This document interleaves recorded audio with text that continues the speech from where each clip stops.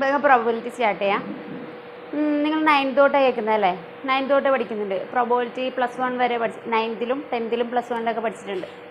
Okay, അപ്പോൾ പഠിച്ച കാര്യങ്ങളൊക്കെ ഇപ്പോൾ ഓർമ്മയുണ്ടാവണമെന്നില്ല. അപ്പോൾ അത് ജസ്റ്റ് ഒന്ന് റിഫ്രഷ് ചെയ്തതിന് ശേഷം ചാപ്റ്ററിൽ ഫസ്റ്റ് ടോപ്പിക്ക് കണ്ടീഷണൽ പ്രോബബിലിറ്റിയാണ്. അപ്പോൾ സിമ്പിൾ ചാപ്റ്ററാണ്, വലിയ കാര്യമായിട്ടൊന്നും അറിഞ്ഞിരിക്കേണ്ട ആവശ്യമില്ല. ഇക്വേഷൻസ് മെയിനായിട്ട് ഏറ്റവും അഡ്വാൻറ്റേജ് എന്ന് വെച്ചാൽ ഇക്വേഷൻസ് ഒന്നും നമ്മൾ കാണാതെ പഠിച്ചു വെക്കേണ്ട ആവശ്യമില്ല. ലോജിക്ക് എന്താണെന്ന് അറിഞ്ഞു കഴിഞ്ഞാൽ നമുക്ക് എത്രയും പെട്ടെന്ന് കണ്ടുപിടിക്കാനായിട്ട് പറ്റും. ഓക്കെ അല്ലേ? ഇനി നിങ്ങൾ +1-ൽ കുറച്ച് കാര്യങ്ങളൊക്കെ പഠിച്ചിട്ടുണ്ട്. Random experiment, event, sample space, ഇങ്ങനെ കുറേ കാര്യങ്ങളൊക്കെ കേട്ടിട്ടുണ്ടാവും. അപ്പോൾ ഇതൊക്കെ ഒന്ന് ജസ്റ്റ് ഒന്ന് എന്ത് ചെയ്യുക, റിഫ്രഷ് ചെയ്തതിന് ശേഷം നമുക്ക് പ്രോബബിലിറ്റിയിൽ കണ്ടീഷണൽ പ്രോബബിലിറ്റി എന്ന് പറയുന്ന ടോപ്പിക്കിലേക്ക് പോകാം. ഓക്കെ അല്ലേ? അപ്പം സാധാരണ പ്രോബബിലിറ്റി എന്ന് പറയുമ്പോൾ എങ്ങനെയാണ് നമ്മൾ പ്രോബബിലിറ്റി എന്ന് വെച്ചാൽ എന്താണ്?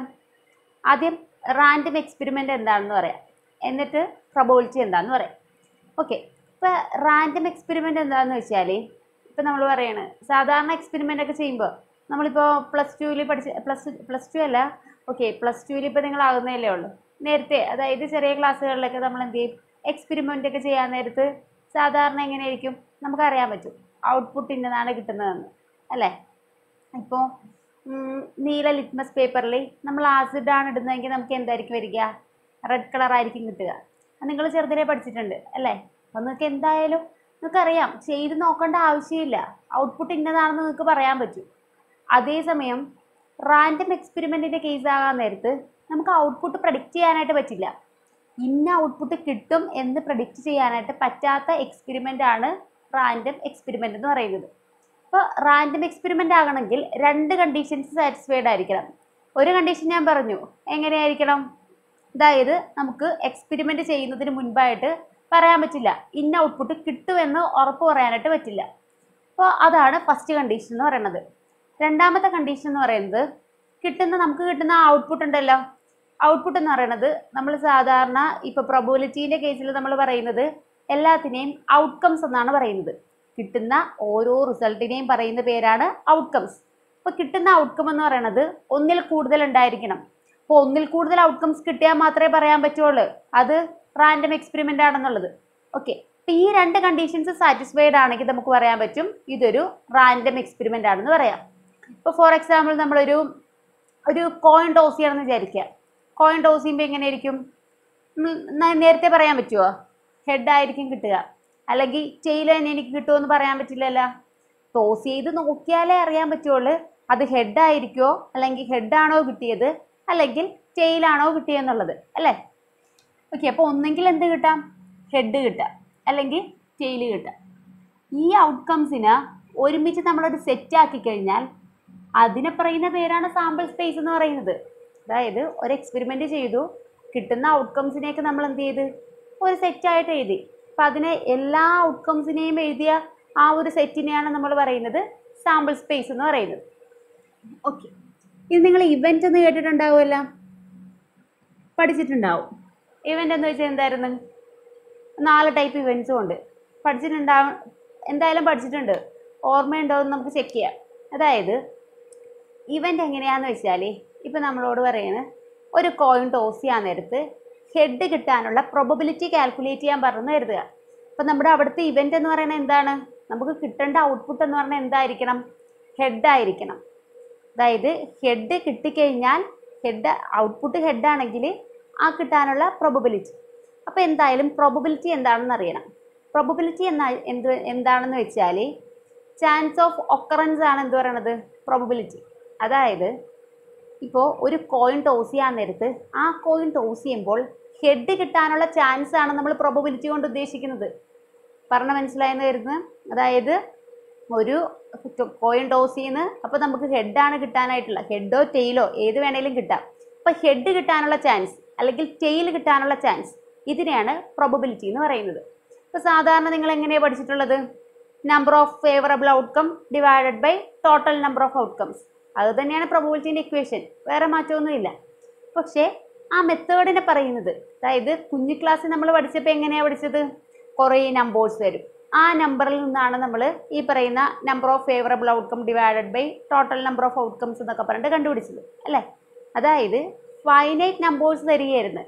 അപ്പോൾ അതിനെന്തായിരിക്കും പറയുക? ക്ലാസിക്കൽ മെത്തേഡ് എന്നുള്ള രീതിയിലാണ് പറയുന്നത്. ഇപ്പം നമ്മൾ പഠിക്കാൻ പോകുന്നത് axiomatic method, axiomatic approach of probability ആണ്. അതായത് പേരിലൊന്നും വലിയ കാര്യമില്ല, ഇതേ രീതി തന്നെയാണ് ഫോളോ ചെയ്യണത്. അതായത് number of favourable outcomes divided by total number of outcomes. Equation അത് തന്നെയാണ്, സെയിം തന്നെയാണ്, ഒരു മാറ്റവും ഇല്ല. ഓക്കെ അല്ലേ? അപ്പോൾ പ്രോബബിലിറ്റി കാൽക്കുലേറ്റ് ചെയ്യാൻ അറിയാം. അപ്പം 4 ടൈപ്പ് ഇവൻ്റ് ഉണ്ടെന്ന് പറഞ്ഞു. ഏതൊക്കെയായിരിക്കും? കോമ്പോസിറ്റ് ഇവൻ്റ്, എലമെൻ്ററി ഇവൻ്റ്, പിന്നെ ഏതൊക്കെയാണ് ഉണ്ടായിരുന്നത്? Mutually exclusive event, last one exhaustive event. അങ്ങനെ 4 ഇവൻറ്റ്സ് ആണുള്ളത്. ഓക്കെ, അപ്പോൾ കോമ്പോസിറ്റ് ഇവൻ്റ് എന്താണെന്ന് നോക്കാം. അതിനു മുന്നേ ജസ്റ്റ് ഇവൻ്റ് എന്ന് വെച്ചാൽ ഇപ്പോൾ നമ്മളോട് പറയുവാണ് ഒരു കോയിൻ ടോസ് ചെയ്യാൻ, അല്ല കോയിനല്ല, ഡൈ ത്രോ ചെയ്യണമെന്ന് കരുതുക. അപ്പോൾ ഡൈ ത്രോ ചെയ്യാൻ നേരത്ത് നമുക്ക് കിട്ടേണ്ടത് ഈവൻ നമ്പേഴ്സ് ആയിരിക്കണമെന്നാണ് പറയുന്നത്. കിട്ടാൻ, അതായത് ഈവൻ നമ്പേഴ്സ് കിട്ടുകയാണെങ്കിലുള്ള പ്രോബബിലിറ്റിയാണ് കാൽക്കുലേറ്റ് ചെയ്യേണ്ടത്. അതായത് ഒരു ഡൈ ത്രോ ചെയ്യുന്നു, അപ്പോൾ കിട്ടുന്നത് ഈവൻ നമ്പേഴ്സ് ആണെങ്കിൽ അതിൻ്റെ പ്രോബബിലിറ്റി. ഓക്കെ അല്ലേ?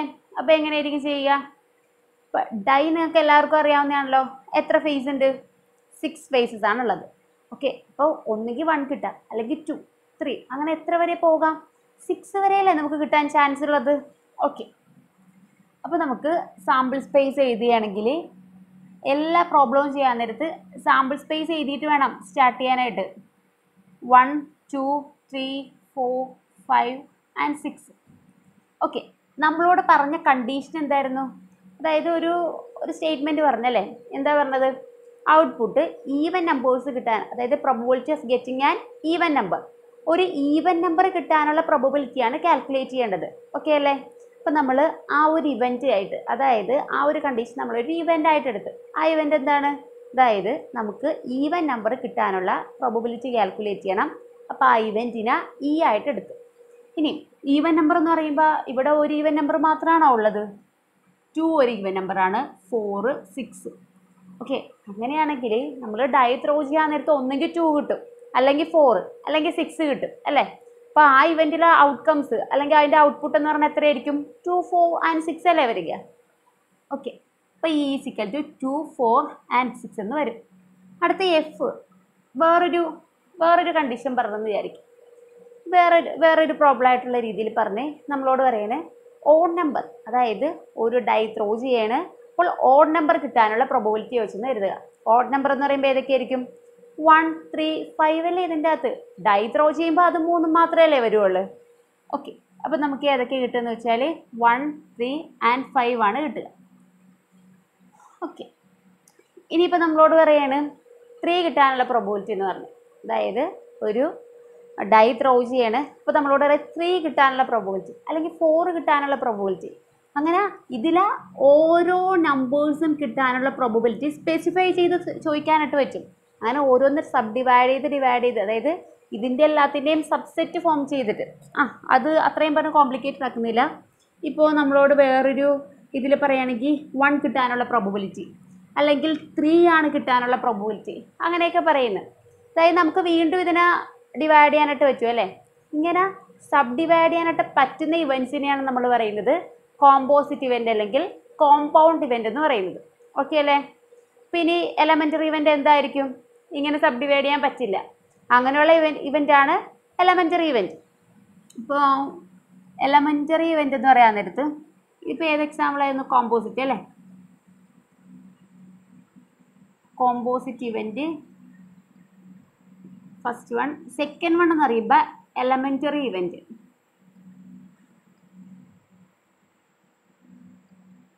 ഈ എലമെൻ്ററി ഇവൻ്റ് അല്ലെങ്കിൽ സിമ്പിൾ ഇവൻ്റ് എന്നാണ് പറയുന്നത്. അതായത് ഇപ്പോൾ കോയിൻ ടോസ് ചെയ്യണം. കോയിൻ ടോസ് ചെയ്യാൻ നേരത്തെ എന്തൊക്കെ ഔട്ട്പുട്ടായിട്ട് വരും? ഒന്നെങ്കിൽ ഹെഡ് വരും, അല്ലെങ്കിൽ ടെയിലും വരും. നമ്മളുടെ ക്വസ്റ്റ്യനിൽ പറയാണ് ഹെഡ് കിട്ടാനുള്ള പ്രോബബിലിറ്റി കാൽക്കുലേറ്റ് ചെയ്യുക. ഓക്കെ അല്ലേ? അപ്പോൾ ആ ഇവൻ്റ് എന്ന് പറഞ്ഞാൽ എന്തായിരിക്കും? Probability of getting and head അല്ലേ? ഒരു ഹെഡ് കിട്ടാനുള്ള പ്രോബബിലിറ്റി അല്ലേ കാൽക്കുലേറ്റ് ചെയ്യേണ്ടത്? ഓക്കെ, അപ്പോൾ ഹെഡ് കിട്ടാനുള്ളതായിരിക്കും നമ്മൾ. അപ്പോൾ ഇ എന്ന് പറയുമ്പോൾ ഹെഡ് മാത്രം കിട്ടാനുള്ള പ്രോബബിലിറ്റിയാണ്. അപ്പോൾ അതിൻ്റെ സെറ്റ് എന്ന് പറയുമ്പോൾ എന്തായിരിക്കും വരിക? എച്ച് മാത്രമല്ലേ വരുവുള്ളൂ. കാര്യം സാമ്പിൾ സ്പേസ് എങ്ങനെ എഴുതുക? എച്ചും ടിയും ഉണ്ടല്ലേ. പക്ഷേ ഇവൻ്റ് എങ്ങനെ? ഇ ഈക്വൽ ടു എങ്ങനെയാണോ ഉന്നയിച്ചത്? ഇ ഈക്വൽ ടു എച്ച് എന്നേ വരുള്ളൂ. ഇതിൻ്റെ അകത്ത് അതായത് ഈ ഒരൊറ്റ ഔട്ട്കം അല്ലേ ഉള്ളൂ. ഒന്നിൽ കൂടുതൽ ഔട്ട്കംസ് ഉണ്ടെങ്കിലല്ലേ നമുക്ക് ഇന്നത് കിട്ടാനുള്ളതെന്ന് പറഞ്ഞിട്ട് നമുക്ക് സ്പെസിഫൈ ചെയ്ത് ഓരോന്ന് ചോദിക്കാൻ പറ്റൂ. ഇപ്പോൾ ഓൾറെഡി എച്ച് മാത്രമേ ഇതിൻ്റെ അകത്തുള്ളൂ, വേറെ ഒന്നുമില്ല. പിന്നെ വീണ്ടും സബ് ഡിവൈഡ് ചെയ്യാനൊന്നും പറ്റില്ലല്ലോ. അപ്പം ഇങ്ങനെയുള്ള ഇവൻറ്റിനെയാണ് നമ്മൾ എന്ത് പറയുക, സിമ്പിൾ ഇവൻ്റ് എന്ന് പറയുന്നത്. ഓക്കെ അല്ലേ? ഇപ്പോൾ കോമ്പോസിറ്റ് ഇവൻ്റ് കഴിഞ്ഞു, അതുപോലെ തന്നെ എന്തൊക്കെ കഴിഞ്ഞു, എലമെൻ്ററി ഇവൻറ്റും പറഞ്ഞു കഴിഞ്ഞു. ഓക്കെ, ഇനി അടുത്ത ഇവൻ്റ് എന്ന് പറയുന്നത് മൂന്നാമത്തെ event mutually exclusive event.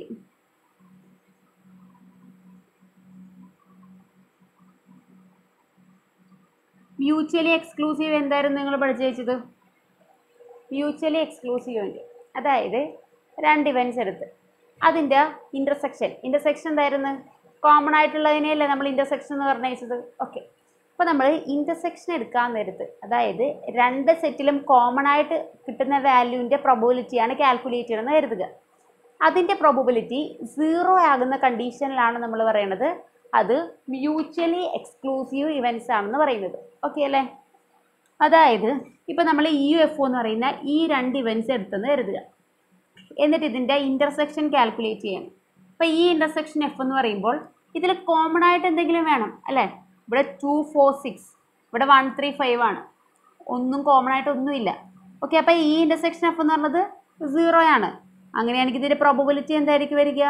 Probability of E intersection F is equal to 0. കാര്യം N of E intersection F divide by N of S അല്ലേ ചെയ്യേണ്ടത്. ഇപ്പോൾ ഇവിടുത്തെ എന്ന് പറയുമ്പോൾ നമ്പേഴ്സ് എന്ന് പറയുന്നത് ഈ ഇൻ്റർസെക്ഷൻ Fൽ എന്താ വരിക? 0 അല്ലേ വരിക. അപ്പോൾ 0/6 എന്ന് വെച്ചാൽ 0 തന്നെയല്ലേ കിട്ടുക. ഓക്കെ, അപ്പോൾ ഇതിനെ പറയുന്നത് മ്യൂച്വലി എക്സ്ക്ലൂസീവ് ഇവൻറ്റ്സ് എന്നും അതുപോലെ വേറെ ഇതിനെ പറയുന്നത് എന്തായിരിക്കും? ഈ എഫിനൊക്കെ പറയണത് എന്തായിരിക്കും വരിക? മ്യൂച്വലി എക്സ്ക്ലൂസീവ് ഇവൻറ്റ്സ് എന്ന് പറയും. വേറൊരു പേര് ഡിസ്ജോയിൻറ്റ് സെറ്റ് എന്നാണ്. അതായത് കോമൺ ആയിട്ട് ഒന്നുമില്ല. ഓക്കെ അല്ലേ? നെക്സ്റ്റ് വൺ പറയുന്നത് ലാസ്റ്റ് വൺ അല്ലേ, അതായത് എക്സ്ഹോസ്റ്റീവ് ഇവൻറ്റ്. ഈ എക്സ്ഹോസ്റ്റീവ് ഇവൻറ്റ് എന്ന് പറയുമ്പോൾ എന്തായിരുന്നു? ഇതെല്ലാം പഠിച്ചതായിരുന്നു. എക്സ്ഹോസ്റ്റീവ് ഇവൻറ്റ് എന്ന് പറയാൻ നേരത്ത് നമ്മളിപ്പോൾ രണ്ട് ഇവൻ്റ് എടുത്തിട്ട് യൂണിയൻ കാൽക്കുലേറ്റ് ചെയ്യുന്ന കരുതുക. അതായത് ഇത് തന്നെ നോക്കാം. ഇപ്പോൾ ഈ ഇൻ്റർസെക്ഷൻ F എടുത്ത ഈ രണ്ട് ഇവൻറ്റ്സ് ഇല്ലേ, EUFഉം ഈ രണ്ട് ഇവൻ്റ് തന്നെ നോക്കിക്കോ. ഇതിന് യൂണിയൻ എടുക്കുകയാണ്. അപ്പോൾ E union F is equal to എന്തായിരിക്കും വരിക? ഈ നമ്പേഴ്സൊക്കെ എഴുതാം അല്ലേ, 1, 2, 3, 4, 5 and 6. ഇതിൻ്റെ സാമ്പിൾ സ്പേസ് ഇതല്ലേ. നമ്മൾ ഇതിൻ്റെ പ്രോബബിലിറ്റി കാൽക്കുലേറ്റ് ചെയ്യാൻ പോവുകയാണ്. അപ്പോൾ P ഓഫ് ഈ union F is equal two numbers ഇതിൻ്റെ അകത്ത് എത്രയുള്ളത്? 1, 2, 3, 4, 5, 6. 6 ഡിവൈഡഡ് ബൈ സാമ്പിൾ സ്പേസിലും 6 ഉണ്ട്. അപ്പോൾ 6, 6 ക്യാൻസലായി പോയി. നമുക്ക് കിട്ടിയ യൂണിയൻ എടുത്തപ്പോൾ അതിൻ്റെ പ്രോബബിലിറ്റി കിട്ടിയത് 1 ആണ് കിട്ടിയത്. ഓക്കെ, അങ്ങനെയുള്ള ഇവൻറ്റിനെയാണ് എക്സ്ഹോസ്റ്റീവ് ഇവൻറ്റ് എന്ന് പറഞ്ഞത്. ഇനി ഇപ്പോൾ നമ്മൾ പറഞ്ഞായിരുന്നു പ്രോബബിലിറ്റി കാൽക്കുലേറ്റ് ചെയ്യുന്നത് സ്റ്റാർട്ടിങ്ങിൽ പറഞ്ഞായിരുന്നു. പ്രോബബിലിറ്റി കാൽക്കുലേറ്റ് ചെയ്യുന്ന മെത്തേഡിൻ്റെ പേരെന്തായിരുന്നു? ആക്സിയോമാറ്റിക് മെത്തേഡ് എന്നൊക്കെ പറഞ്ഞു അല്ലേ. ഈ ഒരു ഇതിൽ ഈ P ഓഫ് E അതായത് E എന്ന് പറയുന്ന ഒരു ഇവൻറ്റിൻ്റെ പ്രോബബിലിറ്റി എന്ന് പറയുന്നത് ഏതൊക്കെ വാല്യൂസിനിടയിലായിരിക്കും? 0ക്കും 1നും ഇടയിലുള്ള വാല്യൂസിനെയാണ് നമ്മൾ എന്ത് പറയുക? അതായത് പ്രോബബിലിറ്റി കാൽക്കുലേറ്റ് ചെയ്യാൻ നേരത്ത് നമുക്ക് കിട്ടേണ്ട ആ ഒരു റിസൾട്ട് എന്ന് പറയുന്നത് എപ്പോഴും 0ക്കും 1നും ഇടയിലുള്ള ഒരു വാല്യൂ ആയിരിക്കണം കിട്ടേണ്ടത്. ഇനിയിപ്പോൾ P of E is equal to 0 കിട്ടിയെന്ന് കരുതുക. 0 കിട്ടിയെങ്കിൽ അത് എന്ത് ഇവൻ്റ് ആയിരിക്കും? ഇമ്പോസിബിൾ ഇവൻ്റ് ആണ് വരിക. 0 കിട്ടിക്കഴിഞ്ഞാൽ ആ ഇവൻറ്റിനെ പറയുന്നത് ഇമ്പോസിബിൾ ഇവൻ്റ് എന്നും 1 കിട്ടിക്കഴിഞ്ഞാൽ പറയുന്നത് എന്തായിരിക്കും? Sure event. അപ്പോൾ 0 കിട്ടിക്കഴിഞ്ഞാൽ പറയേണ്ട ഇത് ഇമ്പോസിബിൾ ഇവൻ്റ് എന്നും P of E is equal to 1 ആണെങ്കിൽ പറയുന്നത് ഷുവർ ഇവൻറ്റ്. ഓക്കെ, ഇനി ഇപ്പോൾ ഈ മ്യൂച്വലി എക്സ്ക്ലൂസീവ് ഇവൻറ്റ്സ് അല്ലാത്ത കേസ്, അതായത് ഇപ്പോൾ ഇവൻറ്റ്സ് എല്ലാം കാര്യവും പറഞ്ഞില്ലേ, അല്ലാണ്ട് കുറച്ച് ഇക്വേഷനൊക്കെ പഠിച്ചിട്ടില്ലേ? വേറെ ഒന്നുമല്ല, A യൂണിയൻ B കാൽക്കുലേറ്റ് ചെയ്യാനായിട്ട് പണ്ട് പഠിച്ചിട്ടുണ്ട് അല്ലേ. A യൂണിയൻ B എങ്ങനെയായിരുന്നു പഠിച്ചു വെച്ചത്? A യൂണിയൻ B വേണ്ട,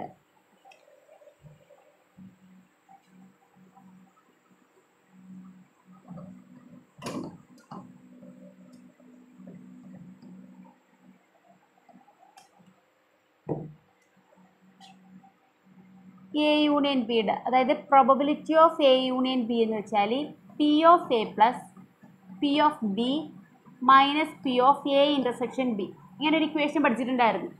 ഇനി ഇതിൽ ഇപ്പോൾ മ്യൂച്വലി എക്സ്ക്ലൂസീവ് ഇവൻസ് ആണെന്ന് വിചാരിക്കുക. അപ്പോൾ മ്യൂച്വലി എക്സ്ക്ലൂസീവ് ഇവൻസ് ആണെങ്കിൽ നമ്മുടെ P of A intersection B എന്ന് പറഞ്ഞാൽ എന്തായിരിക്കും? 0 ആയിരിക്കും. അപ്പോൾ ഈ കേസിൽ ഇത് 0 ആയി പോയി കഴിഞ്ഞാൽ എ യൂണിയൻ ബി യുടെ പ്രോബിലിറ്റി കണ്ടുപിടിക്കുമ്പോൾ P of A union B is equal to P of A plus P of B എന്നാണ് വരിക. ഓക്കെ അല്ലേ? ഇനി 2 ലോസ് പഠിച്ചിട്ടുണ്ടായിരുന്നത്. ഡി മോർഗൻസ് ലോ എന്ന് പറയുന്നത് ഓർമ്മയുണ്ടാവും. De Morgan's law.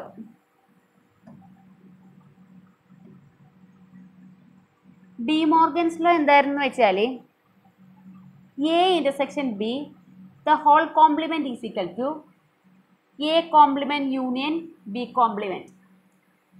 അടുത്തൊരു equation A union B the whole complement is equal to A complement intersection B complement. ഇതാണ് പഠിച്ചിട്ടുണ്ടായിരുന്നത്. ഓക്കെ അല്ലേ? അപ്പോൾ നമുക്ക് വെൻ ഡയഗ്രാം വെച്ചിട്ട് എങ്ങനെ റെപ്രസെൻറ്റ് ചെയ്തിട്ട് ഇത് വരുന്നു എന്നുള്ളത് ഒന്ന് നോക്കാം. ആദ്യത്തെ ഇക്വേഷൻ എന്താ പറഞ്ഞത്? എ ഇൻ്റർസെക്ഷൻ ബി അല്ലേ? എ ഇൻ്റർസെക്ഷൻ ബി കോംപ്ലിമെൻ്റ് എന്ന് പറയുന്നത് എന്തിന് ഈക്വൽ ആണെന്ന് പറഞ്ഞത്? എ കോംപ്ലിമെൻറ്റ് യൂണിയൻ ബി കോംപ്ലിമെൻറ്റിന് ഈക്വൽ ആണെന്ന് പറഞ്ഞു. ഓക്കെ, അപ്പോൾ ലെഫ്റ്റ് സൈഡും റൈറ്റ് സൈഡും അതായത് എൽ എച്ച് എസും ആർ എച്ച് എസും എന്ത് ചെയ്യുക? ചെയ്ത് നോക്കുക, സെയിം കിട്ടുന്നുണ്ടോ നോക്കാം. ഇനി ഇതൊരു യൂണിവേഴ്സൽ സെറ്റാണ്. അതിൽ 2 സെറ്റ് റെപ്രസെൻറ്റ് ചെയ്ത് ഒന്ന് എ എന്ന് പറയുന്ന സെറ്റും പിന്നെ ഇതെന്താണ് ബി എന്ന് പറയുന്ന ഒരു സെറ്റും. ഓക്കെ അല്ലേ? അപ്പോൾ എങ്ങനെയാണ് വരികയെന്ന് വെച്ചാൽ ഇവിടെ പറഞ്ഞത് എ ഇൻ്റർസെക്ഷൻ ബി ആണ്. എ ഇൻ്റർസെക്ഷൻ ബി എന്ന് പറയുമ്പോൾ ഫസ്റ്റ് ഫിഗർ ഇങ്ങനെ നോക്കാം. ഇത് എ ഇൻ്റർസെക്ഷൻ ബിയുടെ ഫിഗറാണ് വരക്കുന്നത്. ഓക്കെ, അപ്പോൾ എ ഇൻ്റർസെക്ഷൻ ബി എന്ന് പറയുമ്പോൾ എങ്ങനെയാണ് വരിക? എയ്ക്കും ബിക്കും കോമൺ ആയിട്ടുള്ളതല്ലേ എ ഇൻ്റർസെക്ഷൻ ബിയിൽ വരുള്ളൂ. അതായത് ഈ ഒരു പാർട്ട് മാത്രമേ വരുള്ളൂ അല്ലേ? ഈ ഒരു പാർട്ട് മാത്രമേ വരുള്ളൂ. ഓക്കെ അല്ലേ? ഇനി A intersection B the whole complement എന്ന് പറയാൻ നേരത്തെ എന്തായിരിക്കും വരിക? ഇവിടെ വരും A intersection B the whole complement. A intersection B the whole complement എന്ന് പറയുമ്പോൾ A intersection B the whole complement A intersection ബിയിൽ വരാത്ത ഏത് എലമെൻസും ആകാം. ഓക്കെ അല്ലേ? അപ്പോൾ ഇതാണ് നമ്മുടെ എ ഇൻ്റർസെക്ഷൻ ബി എന്ന് പറയുന്നത്. അതിൽ വരാത്ത എല്ലാം എന്ന് പറയുമ്പോൾ ബാക്കിയെല്ലാം ഇത് വരില്ലേ?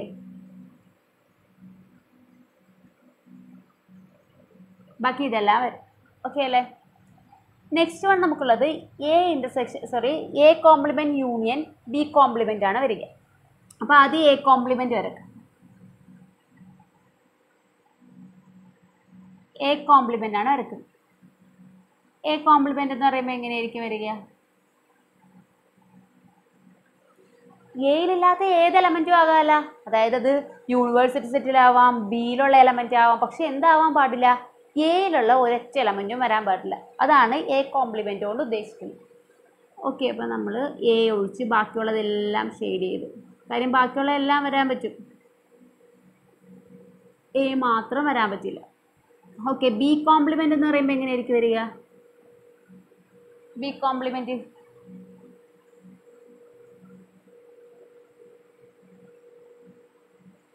അതായത് ബി എന്ന് പറയുന്ന സെറ്റിലുള്ള ഒന്നും വരാൻ പാടില്ല, ബാക്കിയെല്ലാം വരാം.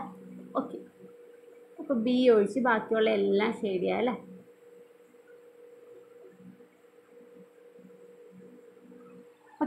ഇനി അടുത്ത വേണ്ടത് A complement union B compliment ആണ് വരേണ്ടത്. അപ്പോൾ എന്ത് ചെയ്യണമെന്ന് വെച്ചാൽ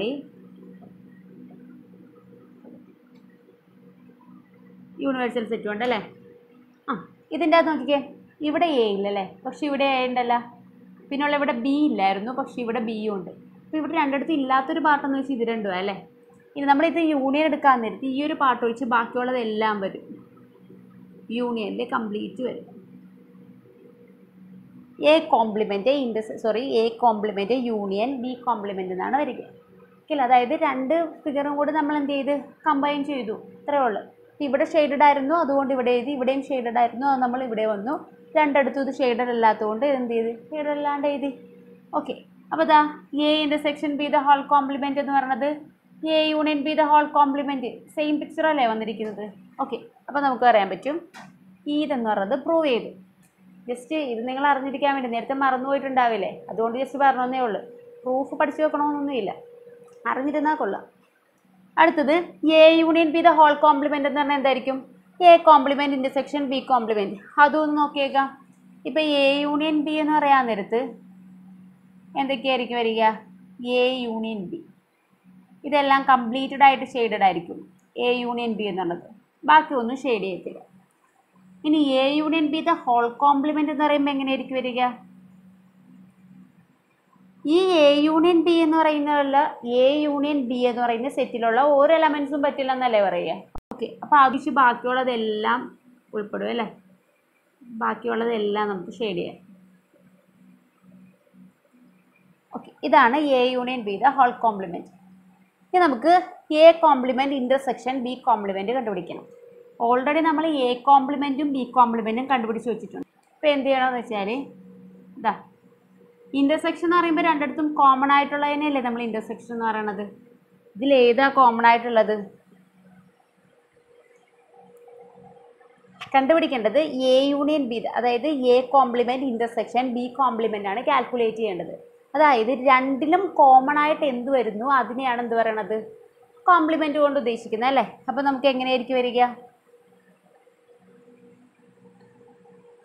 വരുന്നത് എ യൂണിയൻ, ഈ കേസിലും രണ്ട് കേസിലും കൂടി നോക്കാൻ നേരത്ത് ഇവിടെ എ വരുന്നുണ്ട്, ഇവിടെ എന്ത് വരുന്നുണ്ട്? ബി വരുന്നുണ്ട് അല്ലേ?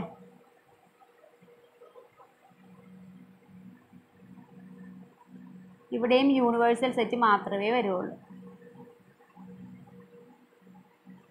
A complement intersection B complement എന്ന് പറയുന്നത്. ഓക്കെ, അപ്പോൾ അത് എ ഇൻ്റർസെക്ഷൻ, അതായത് എ കോംപ്ലിമെൻറ്റിൻ്റെയും ബി കോംപ്ലിമെൻറ്റിൻ്റെയും നമ്മൾ ഇൻ്റർസെക്ഷൻ എടുത്തപ്പോൾ നമുക്ക് കിട്ടിയ ഫിഗർ ഇങ്ങനെയാണ്. അത് തന്നെയാണ് എന്ത് വരിക? A union B the whole കോംപ്ലിമെൻറ്റിലും വരിക. ഓക്കെ, അപ്പോൾ രണ്ട് ഡി മോർഗൻസ് ലോയും എന്ത് ചെയ്യുക? ജസ്റ്റ് ഒന്ന് ഓർത്ത് വെച്ചേക്കുക. ഓക്കെ അല്ലേ? ഇനി കാർഡിൻ്റെ കാര്യം, എത്ര കാർഡ്സ് ഉണ്ട്? നിങ്ങൾ കാർഡ്സ് വെച്ചിട്ടും ചെയ്യാനുണ്ട്. പ്രോബ്ലം നമുക്ക് ചെയ്യാനുള്ള ഏതൊക്കെയാണ്? ഒന്ന് കാർഡ്സിൻ്റെ ചോദിക്കലുണ്ട്, പിന്നെ ചോദിക്കുന്നത് ടോസ് ചെയ്യുന്നത്, അതായത് കോയിൻ ടോസ് ചെയ്യാൻ ചോദിക്കലുണ്ട്, പിന്നെ ഡൈ ത്രോ ചെയ്യുന്നതും ചോദിക്കലുണ്ട്. ഓക്കെ, അപ്പോൾ എത്ര കാർഡ്സ് ഉണ്ട്, അതിലേതൊക്കെയാണുള്ളത് അതൊന്ന് ജസ്റ്റ് അറിഞ്ഞിരിക്കണം, ബേസിക്സ് കുറച്ച് അറിയണം.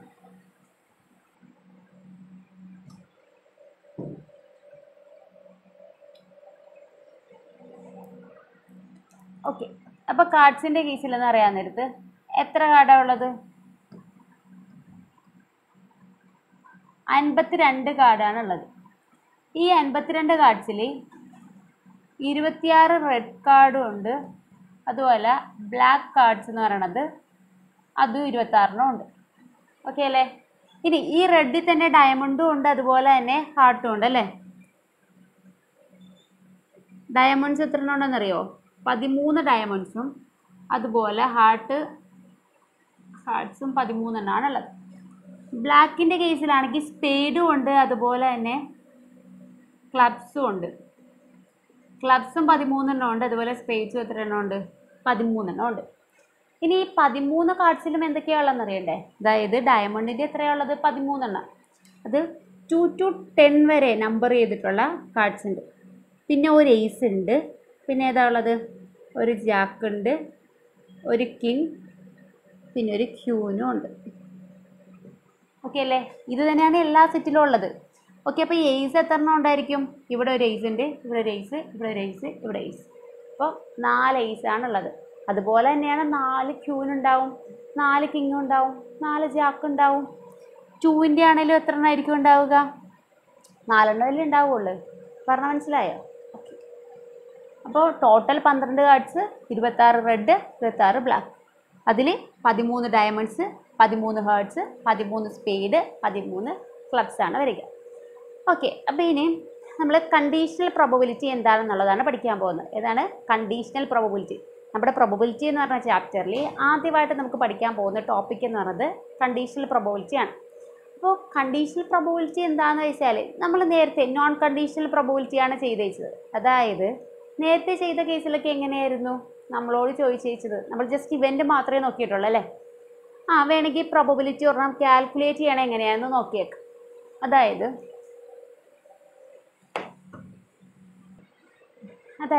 കണ്ടീഷണൽ പ്രോബബിലിറ്റി എന്താണെന്ന് വെച്ചാൽ അതായത് ഒരു കണ്ടീഷനെ ബേസ് ചെയ്തിട്ടാണ് നമ്മൾ പ്രോബബിലിറ്റി കാൽക്കുലേറ്റ് ചെയ്യണം.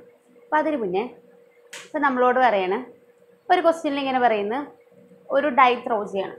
അപ്പോൾ ഡൈ ത്രോ ചെയ്യാൻ നേരത്ത് ഈവൻ നമ്പർ കിട്ടുന്ന പ്രോബബിലിറ്റിയാണ് കാൽക്കുലേറ്റ് ചെയ്യേണ്ടത്. എന്ത് കിട്ടുന്നതാണ്? ഈവൻ നമ്പർ കിട്ടുന്നതിൻ്റെ പ്രോബബിലിറ്റി കാൽക്കുലേറ്റ് ചെയ്യണം. അപ്പോൾ നമ്മൾ സാമ്പിൾ സ്പേസ് ആദ്യം എഴുതും അല്ലേ? ഡൈ ആണ് ത്രോ ചെയ്തിരിക്കുന്നത്. അപ്പോൾ നമുക്കറിയാം എന്തായാലും 1 to 6 വരെയുള്ള നമ്പേഴ്സാണ് കിട്ടുക എന്നറിയാം. ഇനി അതിൻ്റെ അകത്ത് ഈവൻ നമ്പർ കിട്ടാനുള്ള ഇവൻറ്റ് എന്ന് പറയുമ്പോൾ ഏതായിരിക്കും വരിക? 2, 4, 6.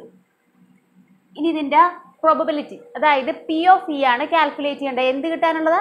ഈവൻ നമ്പർ കിട്ടാനുള്ളതിൻ്റെ പ്രോബബിലിറ്റി. അപ്പോൾ നമ്മൾ എന്താ ചെയ്യുക? P of E is equal to number of E എന്ന് പറഞ്ഞാൽ എത്രയാണ്? 3 അല്ലേ? നമ്പർ ഓഫ് എസ് എന്ന് പറയുന്നതോ 6 ആണ്. അപ്പോൾ number of E by number of S ചെയ്താൽ പോരെ? അതായത് 3/x 3/6 ആൻസർ 1/2 എന്ന് കിട്ടും. ഇതാണ് നമ്മുടെ പി ഓഫ് ഇ. അതായത് പ്രോബബിലിറ്റി കാൽക്കുലേറ്റ് ചെയ്യുന്ന പ്രോബബിലിറ്റി എങ്ങനെ കാൽക്കുലേറ്റ് ചെയ്യാം? സിമ്പിളായിട്ട് എഴുതില്ലേ? ഓക്കെ. ഇനി കണ്ടീഷണൽ പ്രോബബിലിറ്റി എന്താണെന്ന് വെച്ചാൽ അത് എഴുതുന്നൊരു ഫോം ഉണ്ട്. ഫോം ഇങ്ങനെയാണ്: P of E given F എന്നാണ് എഴുതുന്നത്. ഇത് വായിക്കുന്നത് P of E given F. ഇതെന്താണെന്ന് വെച്ചാൽ ഇപ്പോൾ 2 ഇവൻ്റ് ഉണ്ട് അല്ലേ? ഇയും ഉണ്ട് എഫും ഉണ്ട്. ഇത് ഫസ്റ്റ് ഇവൻ്റ് ആയിട്ടും ഇതിപ്പോൾ സെക്കൻഡ് ഇവൻ്റ് ആണെന്ന് വിചാരിക്കും. അപ്പോൾ ഇതിൻ്റെ അകത്ത് ഓർത്തിരിക്കേണ്ട ഒരു കാര്യം, അറിഞ്ഞിരിക്കേണ്ടതെന്ന് വെച്ചാൽ കണ്ടീഷണൽ പ്രോബബിലിറ്റി കാൽക്കുലേറ്റ് ചെയ്യാൻ നേരത്ത് നമ്മുടെ ക്വസ്റ്റ്യനിൽ ഒരു കാര്യം തന്നിട്ടുണ്ടാവും. ഗിവൺ ദാറ്റ് എന്ന് പറഞ്ഞിട്ട് ഒരു എന്താ പറയുക, ഒരു കണ്ടീഷൻ അല്ല, ഒരു സ്റ്റേറ്റ്മെൻറ്റ് തന്നിട്ടുണ്ടാവും. അതെന്താണെന്ന് വെച്ചാൽ നമ്മളോട് പറയുന്നത് ഈ ഒരു സിറ്റുവേഷൻ കഴിഞ്ഞു, അതായത് ഈ ഇവൻ്റ് ശേഷമുള്ള മറ്റതിൻ്റെ പ്രോബബിലിറ്റിയാണ് കാൽക്കുലേറ്റ് ചെയ്യേണ്ടത്. അതായത് സെക്കൻഡ് ഇവൻ്റ് കഴിഞ്ഞിട്ടുണ്ട്, ഓൾറെഡി സെക്കൻഡ് ഇവൻ്റ് സംഭവിച്ചു കഴിഞ്ഞു. അങ്ങനെയാണെങ്കിൽ ഫസ്റ്റ് പറയുന്നതിൻ്റെ എന്ത് ചെയ്യുക? പ്രോബബിലിറ്റി കാൽക്കുലേറ്റ് ചെയ്യുക. കുറച്ചും കൂടി ഇത് പറഞ്ഞു കഴിഞ്ഞാൽ ഇപ്പം നമ്മളോട് പറയുവാണ്, നമ്മൾ ഡൈ ത്രോ ചെയ്തപ്പോൾ കിട്ടിയത് എന്താണ്? ഈവൻ നമ്പറാണ് കിട്ടിയത്. ഓൾറെഡി പറയുന്നുണ്ട്, ഒരു കണ്ടീഷൻ പറയുന്നുണ്ട്. എന്താണ് കിട്ടിയത്? ഈവൻ നമ്പറാണ് കിട്ടിയത്. എങ്കിൽ 2 കിട്ടാനുള്ള പ്രോബബിലിറ്റി എന്ത്? അങ്ങനെയാണ് പറയുന്നത്. പറഞ്ഞാൽ മനസ്സിലായോ? അതായത് ഈവൻ നമ്പറാണ് കിട്ടിയതെങ്കിൽ 2 കിട്ടാനുള്ള പ്രോബബിലിറ്റി. അപ്പം നമ്മൾ എന്ത് ചെയ്യും? ഈവൻ നമ്പറിൻ്റെത് അതുപോലെ 2 കിട്ടുന്നതും 2 ഇവൻറ്റ്സ് ആയിട്ട് എടുത്തിട്ടാണ് ചെയ്യുക. പറഞ്ഞാൽ മനസ്സിലായോ? അപ്പോൾ ഇതെങ്ങനെ ഇക്വേഷൻ ഇതിൻ്റെ എന്താണെന്ന് വെച്ചാൽ P of E given F is equal to P of E intersection F divided by P of F എന്നാണ് വരിക. ഓക്കെ അല്ലേ? P of E given F is equal to P of E intersection F divided by P of F. ഈ equation വെച്ചിട്ട് സിമ്പിളായിട്ട് calculate ചെയ്യാൻ പറ്റും. Okay. അപ്പോൾ ഇതാണ് കണ്ടീഷണൽ പ്രോബബിലിറ്റി അല്ലേ? ഇത് വെച്ചിട്ടാണ് കൂടുതൽ പ്രോബ്ലംസും ചെയ്യാനും ഉള്ളത് കേട്ടോ. അതായത് ഫസ്റ്റ് എക്സസൈസ് ചെയ്യാനുള്ളത് കണ്ടീഷണൽ പ്രോബബിലിറ്റീൻ്റെ ബേസിലാണ് ഫസ്റ്റ് എക്സസൈസ് ചെയ്യാനുള്ളത്. ഓക്കെ. അപ്പോൾ പ്രോബ്ലം ചെയ്യാം. ഈ എക്സസൈസ് ചെയ്യുന്നതിന് മുന്നേ നമുക്ക് എക്സാമ്പിൾ ക്വസ്റ്റ്യൻസ് കുറച്ച് നോക്കാം. എല്ലാമല്ല എന്നാലും കുറച്ച് നോക്കാം. അപ്പോൾ എക്സാമ്പിൾ ക്വസ്റ്റ്യൻസ് ഒക്കെ ചെയ്ത് കഴിഞ്ഞിട്ട് പിന്നെ എക്സസൈസിലോട്ട് വരുമ്പോൾ നിങ്ങൾക്ക് തന്നെ കൂടുതലും ചെയ്യാനായിട്ട് പറ്റും. അപ്പോൾ കുറച്ച് ക്വസ്റ്റ്യൻസ് ഞാൻ ചെയ്തതിന് ശേഷം ബാക്കിയുള്ള എന്ത് ചെയ്യുക? ഹോംവർക്കായിട്ട് ചെയ്യുക. എന്നിട്ട് ഹോംവർക്ക് ചെയ്ത് ചെയ്യുക, വാട്സപ്പ് ചെയ്ത് വെച്ചാൽ മതി. ഓക്കെ. അപ്പോൾ എന്താ ചെയ്യേണ്ടതെന്ന് വെച്ചാൽ P of E is equal to ഇവിടെ തന്നിട്ടുള്ളത്, അതായത് ഫസ്റ്റ് എക്സാമ്പിളിൽ പറയുന്നത് എങ്ങനെയാണെന്ന് വെച്ചാൽ if P of A is equal to 7/13, P of B is equal to 9/13, P of A intersection B is equal to 4/13. Evaluate P of A given B. A given B ആണ് calculate ചെയ്യേണ്ടത്. അതായത് conditional probability ആണ് calculate ചെയ്യേണ്ടത്. Okay. ഇപ്പോൾ എന്തൊക്കെയാണ് തന്നിട്ടുള്ളത്?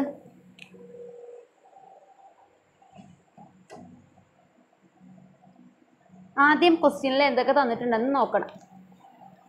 ഇപ്പോൾ തന്നിട്ടുള്ളത് എന്താണെന്ന് വെച്ചാൽ ഒന്ന് പി ഓഫ് എ തന്നിട്ടുണ്ട് 7/13, പി ഓഫ് ബി തന്നിട്ടുള്ളത് 9/13, P of A intersection B എന്ന് പറയുന്നത് 4/13 ആണ് വന്നിട്ടുള്ളത്.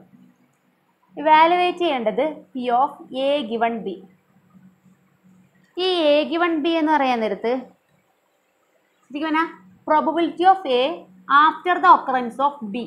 അതായത് ബി എന്ന് പറയുന്ന ഇവന്റ് സംഭവിച്ചതിന് ശേഷമുള്ള എ എന്ന് പറയുന്ന ഇവന്റിന്റെ പ്രോബബിലിറ്റി കാൽക്കുലേറ്റ് ചെയ്യണം.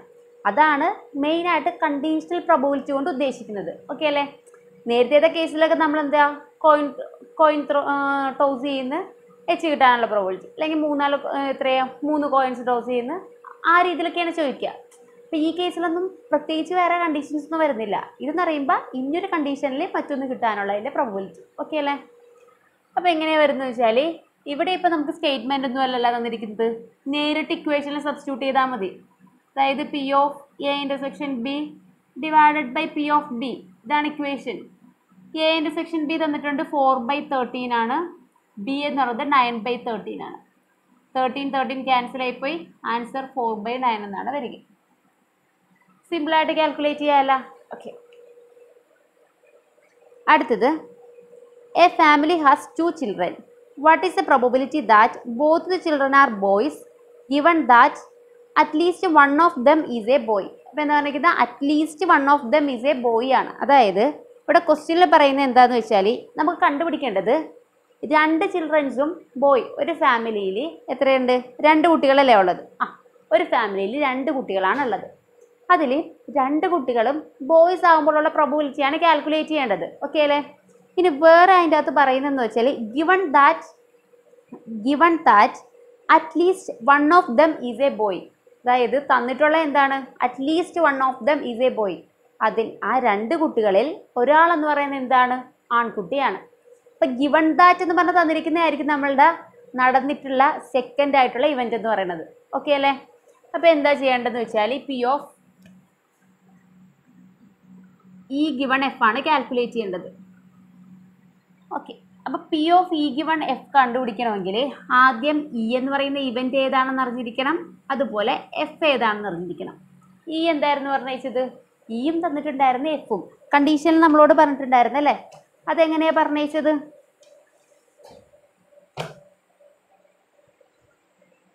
ഇ എന്ന് പറയുന്ന കേസിൽ എന്തായിരിക്കും അറിയാം? Both childrens are boys. കാര്യം 2 ബോയ്സ് കിട്ടാനുള്ളതിൻ്റെ, അതായത് 2 ചിൽഡ്രനും ബോയ്സ് ആവാനുള്ള പ്രോബബിലിറ്റി അല്ലായിരുന്നാ പറഞ്ഞത്. ഓക്കെ, അപ്പോൾ നമ്മൾ പറയുന്നത് ഇ എന്ന് പറയുന്ന ഇവൻറ്റിന് അതാണ് ഫസ്റ്റ് ഇവിടെ വരേണ്ടത് അല്ലേ? കണ്ടുപിടിക്കേണ്ട ഇവൻറ്റ്. അതായത് ബോത്ത് ചിൽഡ്രൻസ് ആർ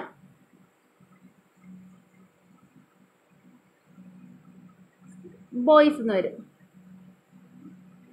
ഇനി എഫ് എന്ന് പറയുന്നത് എന്തായിരുന്നു പറഞ്ഞത്?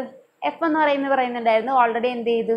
ഒരു കുട്ടി എന്ന് പറഞ്ഞത് ബോയ് ആണെന്ന് പറയുന്നുണ്ടായിരുന്നു അല്ലേ? അപ്പോൾ വൺ ഓഫ് ദം എന്തായിരിക്കും വരിക? ബോയ് ആയിരുന്നു. അപ്പം ഒന്ന് ബോയ് ആവാനുള്ളതാണ് ഇ എന്ന് പറയുന്നത്. എഫ് എന്ന് പറയുന്ന ഇവൻ്റ് എന്ന് വെച്ചാൽ ആരെങ്കിലും ഒരാൾ എന്തായിരിക്കും? At least one of the child is boy. എനിക്ക് എഴുതിയേക്കാം അറ്റ്ലീസ്റ്റ്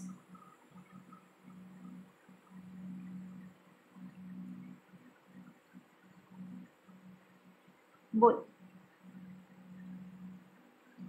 ഓക്കെ, ഇനി അപ്പോൾ നമുക്ക് എന്തായാലും സെറ്റ് ചെയ്തണ്ടേ? സെറ്റ് എങ്ങനെ എഴുതുക? സാമ്പിൾ സ്പേസ് ആദ്യം എഴുതാം അല്ലേ? സാമ്പിൾ സ്പേസ് എങ്ങനെയായിരിക്കും വരിക? നമ്മൾ ബോയും ഗേളും അല്ലേ വരിക.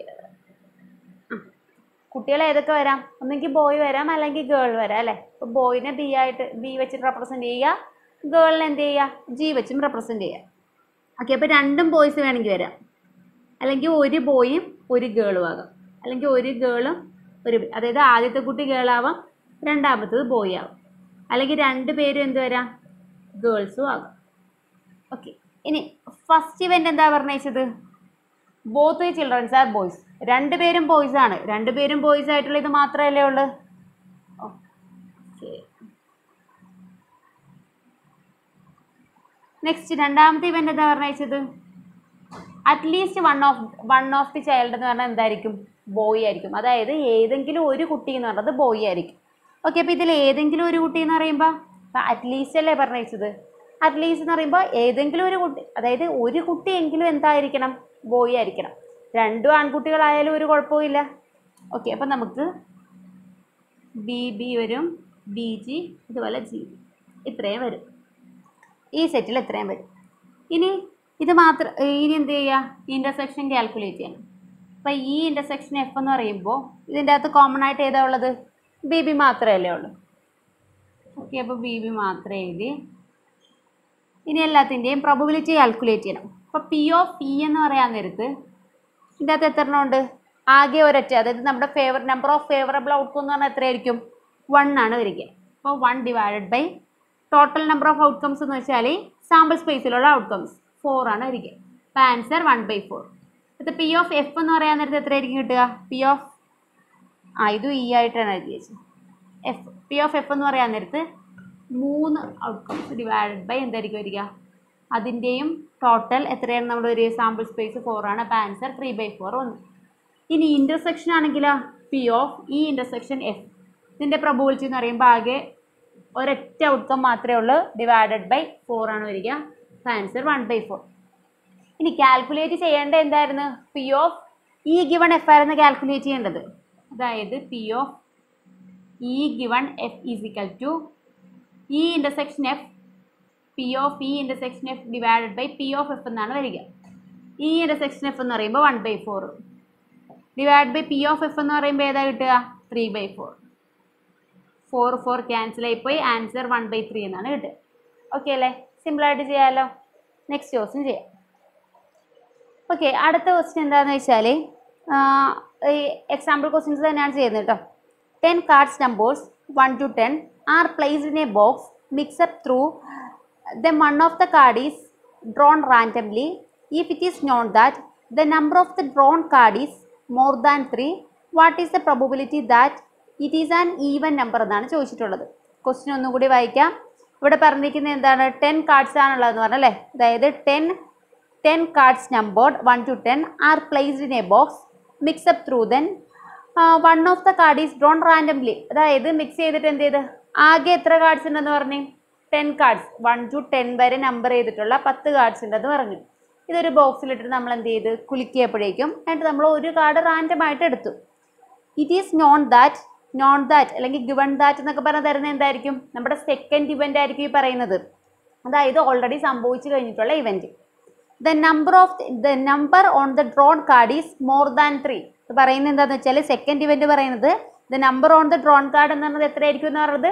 3നേക്കാൾ വലിയ നമ്പേഴ്സ് ആയിരിക്കും വരിക. അപ്പോൾ ഏതൊക്കെ വരാം? 4 തൊട്ട് 4, 5, 6 അങ്ങനെ ഏതുവരെ വരാം? 10 വരെ വരാം. ഓക്കെ, നെക്സ്റ്റ് പറയുന്നത് what is the probability that it is an even number. അതായത് ഇത് ഈ അതായത് 3നേക്കാൾ വലിയ നമ്പേഴ്സ് ആയിരിക്കും വരിക അല്ലേ. ഇതിൽ ഈവൻ നമ്പർ കിട്ടാനുള്ള പ്രോബബിലിറ്റിയാണ് കാൽക്കുലേറ്റ് ചെയ്യേണ്ടത്. അതായത് കാൽക്കുലേറ്റ് ചെയ്യേണ്ട ഏതാണ്? ഈവൻ നമ്പർ കിട്ടാനുള്ള പ്രോബബിലിറ്റി. ഓക്കെ, അപ്പോൾ 2 ഇവൻ്റ് അല്ലേ. ഇ എന്ന് പറയുന്നത് ഫസ്റ്റ് ഇവൻ്റ് നമ്മൾ എന്തായിട്ട് എടുക്കും?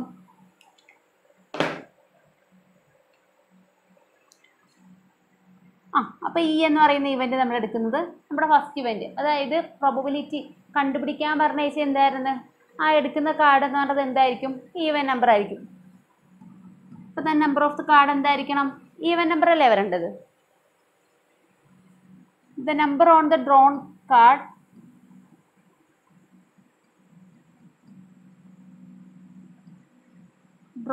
എന്ന് പറഞ്ഞാൽ എന്തായിരിക്കും വരിക? Is even number. Okay, even number ആയിരിക്കണം അല്ലേ. നെക്സ്റ്റ് വൺ എഫിൻ്റെ കേസിൽ എന്തായിരുന്നു പറഞ്ഞത്? എഫിൽ പറയുന്നതെന്ന് വെച്ചാൽ അത് എത്രയായിരിക്കും? മോർ ദാൻ 3 ആയിരിക്കണമെന്നല്ലേ പറഞ്ഞത്. ഓക്കെ, അതായത് ഇത് number on the drone card is എന്തായിരിക്കും വരിക? ഇതൊക്കെ എഴുതിയേക്കാം. More than 3. ഓക്കെ, അപ്പം നമുക്ക് സെറ്റ് ചെയ്താം. അതിന് പിന്നെ സാമ്പിൾ സ്പേസ് എഴുതിയേക്കാം. 1 to 10 വരെയുള്ള നമ്പേഴ്സ് എന്നാണ് പറഞ്ഞത്. ഓക്കെ, ഇതിൻ്റെ അകത്ത് ഇവൻ്റ് നമ്മൾ എഴുതാൻ നേരത്ത് ഡ്രോൺ കാർഡ് എന്ന് വെച്ചാൽ ഈവൻ നമ്പർ ആകണമെന്നാണ് പറഞ്ഞത്. ഇതിൽ ഏതൊക്കെ ഈവൻ നമ്പർ ഉള്ളത്? 2, 4, 6, 8, 10.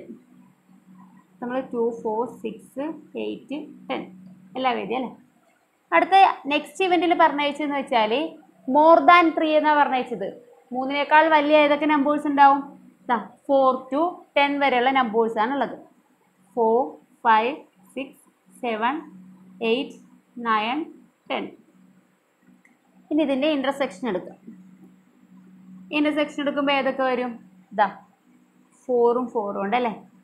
6 ഉണ്ട്, പിന്നെ ഏതാ 8, 10ഉം ഉണ്ട്. ഇപ്പോൾ 4, 6, 8, ആൻഡ് 10.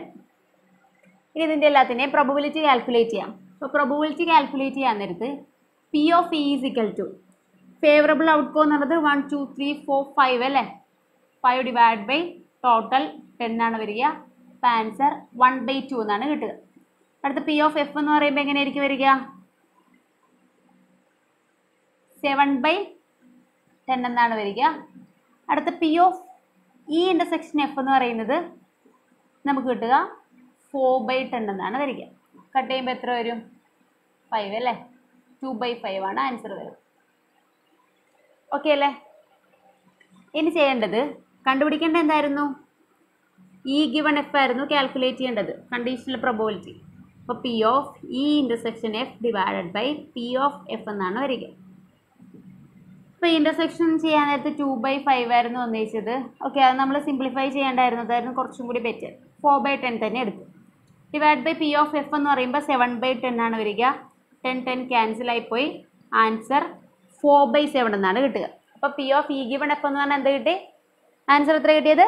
4/7. ഓക്കെ അല്ലേ? നെക്സ്റ്റ് ക്വസ്റ്റ്യനിലോട്ട് പോവാം. ഓക്കെ, അടുത്ത ക്വസ്റ്റ്യൻ ചെയ്യാം. In A school there are 1000 students. Okay, സ്കൂളിൽ എത്ര സ്റ്റുഡൻസ് ഉണ്ടെന്ന് പറഞ്ഞാൽ 1000 സ്റ്റുഡൻസ്. ഓക്കെ, അങ്ങനെയാണെങ്കിൽ നമ്മുടെ നമ്പർ ഓഫ് എസ് എന്ന് പറയുന്നത്, അതായത് സാമ്പിൾ സ്പേസിൽ എത്ര ഉണ്ടാവും? 1000 സ്റ്റുഡൻസ് ആണുള്ളത്. Total 1000 students. Okay, out of which 430 are girls. അതായത് ഈ 1000 സ്റ്റുഡൻസിൽ 430 ഗേൾസ് ആണെന്ന് പറയുന്നുണ്ട്. ഓക്കെ, അപ്പോൾ ടോട്ടൽ 1000 സ്റ്റുഡൻസ് ആണുള്ളത്. അതിൽ ഗേൾസ് ക്വസ്റ്റ്യനിൽ പറയുന്നത് 430 ഗേൾസ് ഉണ്ടെന്നാണ് പറയുന്നത്. Okay, it is known that out of 430 10% of girls study in class +2. അതായത് ഈ 430 ഗേൾസ് ഉള്ളതിൽ അതിൻ്റെ 10% മാത്രമേ +2ൽ പഠിക്കുന്ന കുട്ടികളുള്ളൂ. ഓക്കെ, അപ്പോൾ 430യുടെ 10% എന്ന് പറയുമ്പോൾ 43.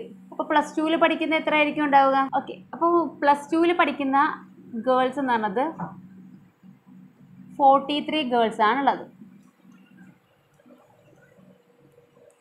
Okay, what is the probability that A student chosen randomly studies in class +2? അതായത് കാൽക്കുലേറ്റ് ചെയ്യേണ്ടത് എന്താണെന്ന് വെച്ചാൽ +2ൽ പഠിക്കുന്ന ഒരു കുട്ടീനെ നമ്മൾ ചൂസ് ചെയ്യുകയാണെങ്കിൽ അതിൻ്റെ പ്രോബബിലിറ്റിയാണ് കാൽക്കുലേറ്റ് ചെയ്യേണ്ടത്. ഓക്കെ, ഒരു കണ്ടീഷൻ നമുക്ക് തന്നിട്ടുണ്ടാവും. അതായത് given that the chosen student is A girl. അതായത് തന്നിരിക്കുന്ന കണ്ടീഷൻ എന്താണെന്ന് വെച്ചാൽ ആ ചൂസ് ചെയ്ത സ്റ്റുഡൻറ്റ് എന്ന് പറഞ്ഞാൽ എന്തായിരിക്കും? ഗേൾ ആയിരിക്കും.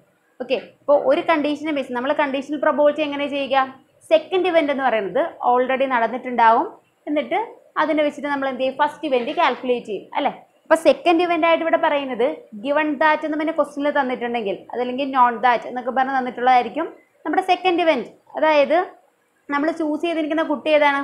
അതായത് +2ൽ പഠിക്കുന്ന, അതായത് ചൂസൺ സ്റ്റുഡൻ്റ് എന്ന് പറയുന്നത് ഗേൾ ആണെന്നുള്ളതാണ് സെക്കൻഡ് ഇവൻ്റ്. ഫസ്റ്റ് ഇവൻ്റ് എന്ന് പറയുന്നത് കാൽക്കുലേറ്റ് ചെയ്യേണ്ട പ്രോബബിലിറ്റി കാൽക്കുലേറ്റ് ചെയ്യേണ്ട ഇവൻ്റ് ഏതാണെന്ന് വെച്ചാൽ +2ൽ നിന്ന് ചൂസ് ചെയ്യുന്നത് ഏതെങ്കിലും ഒരു കുട്ടിയാവാം. ഇതാണ്. അപ്പോൾ +2ൽ നിന്ന് ഏതെങ്കിലും ഒരു കുട്ടീനെ ചൂസ് ചെയ്യണമെങ്കിൽ ആ കുട്ടിയുടെ പ്രോബബിലിറ്റിയാണ് കാൽക്കുലേറ്റ് ചെയ്യേണ്ടത്. ഓക്കെ ഓക്കെ ഇപ്പോൾ ഫസ്റ്റ് ഇവൻ്റ് എന്ന് പറയുന്നത് ചൂസൺ സ്റ്റുഡൻറ്റ് ഈസ് ഇൻ +2. ഓക്കെ, സെക്കൻഡ് ഇവൻ്റ് എന്ന് പറയുന്നത് chosen student is girl.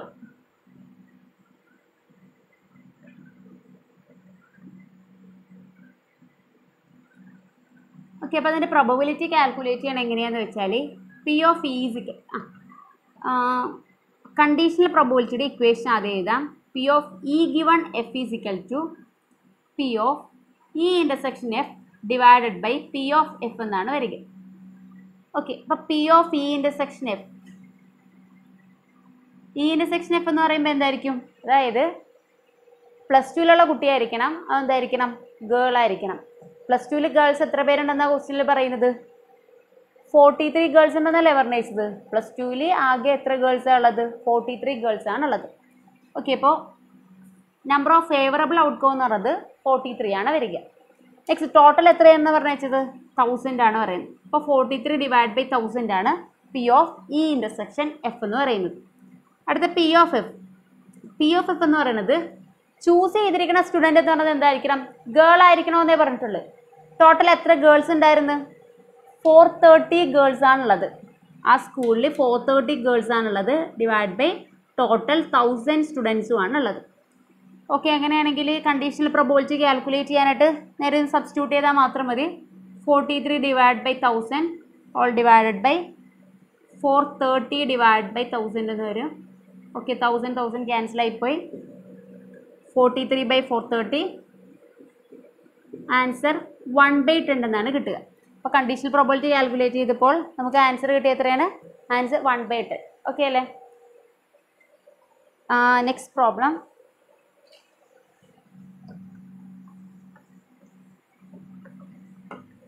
Next one, a die is thrown thrice and the sum of the numbers appearing is observed to be 6.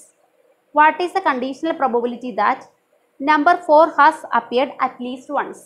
Okay. ഇപ്പോൾ question എന്താ പറയുന്നത് വെച്ചാൽ ഒരു ഡൈ എത്ര പ്രാവശ്യം ത്രോ ചെയ്തു? 3 പ്രാവശ്യമാണ് ഡൈ ത്രോ ചെയ്യുന്നത്. Okay, the sum of the numbers appears is observe to be 6 എന്നാണ് പറയുന്നത്. ഇത് ഒരു ഡൈ ത്രോ ചെയ്യുന്നു 2 times, ട്വൈസ് ആണ് ത്രോ ചെയ്യുന്നത്. ഇപ്പോൾ ഈ 2 പ്രാവശ്യം ത്രോ ചെയ്യാൻ നേരത്ത് കിട്ടുന്ന ഔട്ട്കംസിൻ്റെ സം എന്ന് പറയുന്നത് 6 ആണെന്ന് ഓൾറെഡി പറയുന്നുണ്ട്.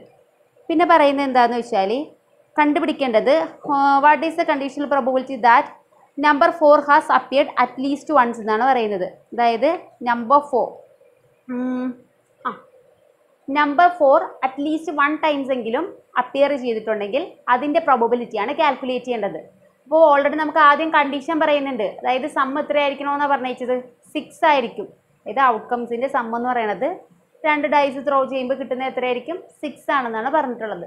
ഓക്കെ അല്ലേ? അതിൻ്റെ അകത്ത് നിന്ന് നമ്മൾ 4 കിട്ടാനുള്ള പ്രോബബിലിറ്റിയാണ് കാൽക്കുലേറ്റ് ചെയ്യേണ്ടത്. ഏതെങ്കിലും ഒരു ഔട്ട്കം, അതായത് അറ്റ്ലീസ്റ്റ് 1 ടൈംസ് എങ്കിലും 4 കിട്ടാനുള്ള പ്രോബബിലിറ്റി. ഓക്കെ, അപ്പോൾ 2 ഇവൻറ്റ്സ് ആദ്യം എഴുതണമല്ലോ. ആദ്യത്തെ ഇവൻ്റ് എന്ന് പറഞ്ഞാൽ ഏതായിരിക്കും? ഏതാണോ പ്രോബബിലിറ്റിയിൽ പറയുന്നത്, ഏതാണോ പ്രോബബിലിറ്റി കാൽക്കുലേറ്റ് ചെയ്യാനായിട്ട് പറയുന്നത്, അതായിരിക്കും നമ്മുടെ ഫസ്റ്റ് ഇവൻറ്റ്. തന്നിരിക്കുന്ന കണ്ടീഷൻ ഏതാണ്, അതായിരിക്കും സെക്കൻഡ് ഇവൻ്റ് എന്ന് പറയുന്നത്. ഓക്കെ, ഫസ്റ്റ് ഇവൻ്റ് ഇ എന്ന് പറയുന്നത്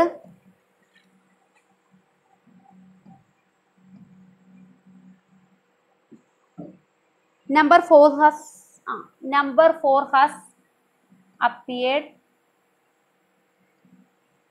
at least 1 times.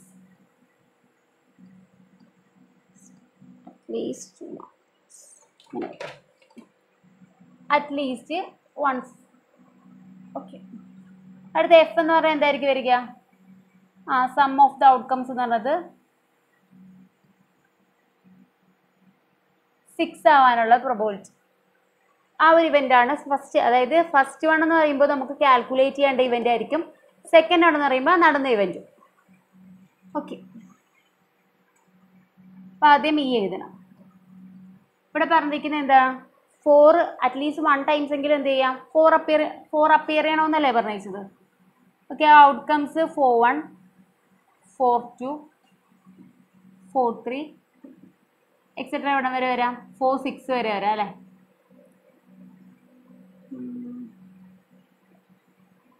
പിന്നെ ഉള്ളത് 1-4 വരാം, 2-4, 3-4, 4-4 ഓൾറെഡി നമ്മൾ ഇതിനകത്ത് വേണമെങ്കിൽ എഴുതിയേക്കാം. 4-4ഉം 4-5ഉം ആണ് ഇതിൻ്റെ അകത്ത് വരുന്നത്. പിന്നെ ഉള്ളത് 5-4ഉം വരും, 6-4ഉം വരും. ഇത്രയാണ് ഇ എന്ന് പറയുന്ന ഇവൻറ്റിലുള്ള ഔട്ട്കംസ് എന്ന് പറയുന്നത്. ഓക്കെ, എഫ് എന്ന് പറയുന്ന ഇവൻറ്റിൽ എന്താ പറയുന്നത്? രണ്ടെണ്ണത്തിൻ്റെ സം എന്ന് പറയുന്നത് എത്രയാവാൻ പാടുള്ളൂ? 6 ആവാനേ പാടുള്ളൂ. ഓക്കെ, അപ്പോൾ ഇതൊക്കെ വരാം 5-1 വരാം അല്ലേ? പിന്നെ ഉള്ളത് 2-4 വരാം, 3-3 വരാം, 4-2 വരാം. പിന്നെ ഉള്ളത് ഇവിടെ ഓൾറെഡി 5-1 എഴുതിയിട്ടുണ്ട്. 1-5 വരാം. ഇത്രയല്ലേ വരികയുള്ളൂ. ഓക്കെ, ഇനി P of E given F ആണ് കാൽക്കുലേറ്റ് ചെയ്യേണ്ടത്. അതായത് P of E intersection F divided by P of F ആണ് വേണ്ടത്. ഓക്കെ, ഇപ്പോൾ ഇ ഇൻ്റർസെക്ഷൻ എഫ് എഴുതുകയാണെങ്കിൽ ഇതിൽ കോമൺ ആയിട്ട് ഏതൊക്കെ വരും? ഈ ഇൻ്റർസെക്ഷൻ എഫിൽ 4 2 ഉണ്ട്, ഇവിടെയും 4 2 ഉണ്ട്. 4 1 ഇവിടെ ഒന്നുമില്ല. 4 3 ഇവിടെ 4 3 ഇല്ല. 4 4 ഇല്ല. 4 5 ഇല്ല. പിന്നെ ഏതാ ഉള്ളത്? 4 2 4 വരുന്നില്ല. ഓക്കെ, അപ്പോൾ 4 2 മാത്രമേ വരുന്നുള്ളൂ. അല്ലെങ്കിൽ ഇതിന് ജസ്റ്റ് ഒന്ന് നോക്കിയാൽ തന്നെ മനസ്സിലാവും. നമ്മളോട് പറഞ്ഞിട്ടുണ്ടായിരുന്നത് ഇ എന്ന് പറയുന്ന ഇവന്റിൽ പറഞ്ഞിരുന്നത് ഏതെങ്കിലും ഒരു ഔട്ട്കം എന്ന് പറഞ്ഞത് 4 ആകണമെന്നാണ് പറഞ്ഞത്. ഇവിടെ ഏതെങ്കിലും ഒരു ഔട്ട്കം 4 ആയിട്ട് ഇത് മാത്രമേ ഉള്ളൂ. ഓക്കെ, ഇപ്പോൾ 4 2 ആണ് വരിക. ഓക്കെ, അപ്പോൾ ഇതിൻ്റെ പ്രോബബിലിറ്റി കാൽക്കുലേറ്റ് ചെയ്യാൻ നേരത്തെ P of E intersection F is equal to 1 divide by total എത്ര ഔട്ട്കംസ് ഉണ്ടാവും? 36 ഔട്ട്കംസ് ആണ് ഉണ്ടാവുക. കാര്യം 2 ഡൈസ് അല്ലേ ത്രോ ചെയ്യുന്നത്. അപ്പോൾ 36 ആണ് ഔട്ട്കംസ് ഉണ്ടാവുക. ഓക്കെ, അപ്പോൾ ആൻസർ 1/36 എന്നാണ് കിട്ടുക. അടുത്ത പി ഓഫ് എഫ് കാൽക്കുലേറ്റ് ചെയ്യാം. പി ഓഫ് എഫിൽ എത്ര എണ്ണം ഉണ്ട്? 1 2 3 4 5. ഓക്കെ, 5 ഔട്ട്കംസ് ആണുള്ളത്. അപ്പോൾ 5/36 എന്ന് വരും. ഇതിൽ സബ്സ്റ്റിറ്റ്യൂട്ട് ചെയ്യാൻ നേരത്ത് 1/36 ഡിവൈഡഡ് ബൈ 5/36. 36 ക്യാൻസൽ ആയിപ്പോയി. ആൻസർ 1/5 ആണ് കിട്ടുക. ഓക്കെ, ഇനി എക്സാമ്പിളിൽ ലാസ്റ്റ് ക്വസ്റ്റ്യൻ ആണ് ചെയ്യാൻ പോകുന്നത്. അതായത് നമ്മുടെ എക്സസൈസിലെ എക്സാമ്പിൾസിൽ ലാസ്റ്റ് എക്സാമ്പിളാണ് ചെയ്യുന്നത്. Consider the experiment of tossing A coin. If the coin shows head, toss it again. But if it shows tail, then throw a die. Find the conditional probability of an event that the die shows a number greater than 4, given that there is at least one tail. Question എന്താണെന്ന് വെച്ചാൽ നമ്മളൊരു coin toss ചെയ്യണം. അപ്പോൾ coin toss ചെയ്യാൻ നേരത്ത് if the coin shows the ഹെഡാണ് കിട്ടുന്നതെങ്കിൽ നമുക്ക് പറയാൻ പറ്റില്ല, ഹെഡ് വരാം അല്ലെങ്കിൽ ടെയിലും വരാം. ഓക്കെ, അപ്പോൾ ഹെഡാണ് കിട്ടുന്നതെങ്കിൽ എന്ത് ചെയ്യുക? വീണ്ടും ടോസ് ചെയ്യുക. അപ്പോൾ ഹെഡ് കിട്ടിക്കഴിഞ്ഞാൽ വീണ്ടും ടോസ് ചെയ്യുക. അല്ല, ഇനിയിപ്പോൾ ടെയിലാണ് കിട്ടുന്നതെന്ന് കരുതുക. ടെയിലാണ് കിട്ടുന്നതെങ്കിൽ ഒരു ഡൈ അങ്ങ് ത്രോ ചെയ്യുക. ഓക്കെ അല്ലേ? അപ്പോൾ ആദ്യം ചെയ്യേണ്ടത് എന്താണ്? ഒരു കോയിൻ ടോസ് ചെയ്യുന്ന ആദ്യം ഒന്നുകിൽ ഹെഡ് കിട്ടാം അല്ലെങ്കിൽ ടെയിൽ കിട്ടാം. അപ്പോൾ ഹെഡ് കിട്ടുകയാണെങ്കിൽ വീണ്ടും എന്ത് ചെയ്യുക? ആ കോയിൻ വീണ്ടും ടോസ് ചെയ്യുക. അപ്പോൾ വീണ്ടും ഹെഡോ ടെയിലോ ഏത് വേണേലും കിട്ടാം. ഇനി ടെയിലാണ് കിട്ടുന്നതെങ്കിൽ ഒരു ഡൈ ആണ് ത്രോ ചെയ്യാനായിട്ട് പറഞ്ഞിരിക്കുന്നത്. അപ്പം എങ്ങനെയായിരിക്കും? 1 2 3 4 5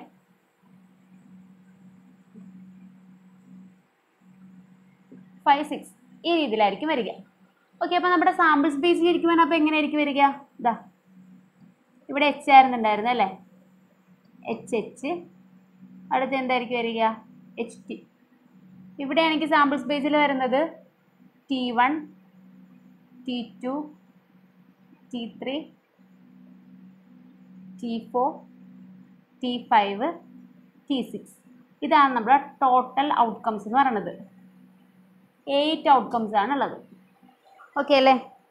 ഇനി ക്വസ്റ്റ്യനിൽ പറയുന്നത് probability of event that the dye shows A number greater than 4. അതായത് ഡൈ കാണിക്കുന്ന എത്രയാണെന്ന് പറഞ്ഞിരിക്കുന്ന നമ്പർ ഗ്രേറ്റർ ദാൻ 4. അതായത് 4നേക്കാൾ വലിയ നമ്പേഴ്സാണ് ഡൈ കാണിക്കുന്നതെങ്കിൽ ഗ്രേറ്റർ ദാൻ 4 എന്നാണ് പറഞ്ഞിട്ടുള്ളത്. ഓക്കെ, ഇപ്പോൾ dye shows A number greater than 4. 4നേക്കാൾ വലിയ നമ്പേഴ്സാണ് ഡൈ കാണിക്കുന്നതെങ്കിൽ അതിൻ്റെ പ്രോബബിലിറ്റിയാണ് കാൽക്കുലേറ്റ് ചെയ്യാൻ പറയുന്നത്. ഇനി സാധാരണ ഒരു കണ്ടീഷൻ തരലുണ്ടല്ലോ, അതെന്താണെന്ന് വെച്ചാൽ given that there is at least one tail. അതായത് അതിൽ ഏതെങ്കിലും ഒരെണ്ണം എന്തായിരിക്കണം? ടെയിലായിരിക്കും. ഒരെണ്ണം ടെയിലാണ്. എന്നിട്ട് പിന്നെ പറഞ്ഞിരിക്കുന്ന 4 കിട്ടാനുള്ള 4നേക്കാൾ വലിയ നമ്പർ കിട്ടാനുള്ള പ്രോബബിലിറ്റിയാണ് ചോദിച്ചിരിക്കുന്നത്. ഓക്കെ, ഇപ്പോൾ 2 ഇവൻറ്റ്സ് ഉണ്ടാവുമല്ലോ. ഇ എന്ന് പറയുന്ന ഇവൻറ്റ് 4നേക്കാൾ വലുത് കിട്ടാനുള്ളതായിരിക്കില്ലേ? ഓക്കെ, അതായത് the number shows greater than 4.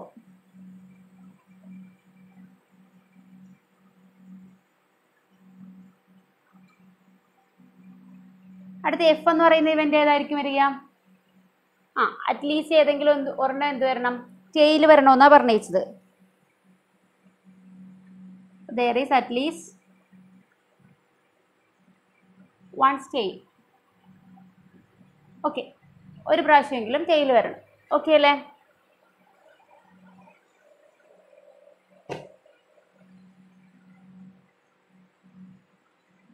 E എന്ന് പറയുന്ന ഇവന്റ് ഔട്ട്കംസ് എഴുതാൻ നേരത്ത് നമുക്ക് കിട്ടുക. ഇതിൻ്റെ അകത്ത് എന്താ പറഞ്ഞത്? The number shows greater than 4 എന്നാണ് പറഞ്ഞത്. അപ്പോൾ 4നേക്കാൾ വലുതെന്ന് പറയുമ്പോൾ T5ഉം T6ഉം മാത്രമല്ലേ വരുള്ളൂ.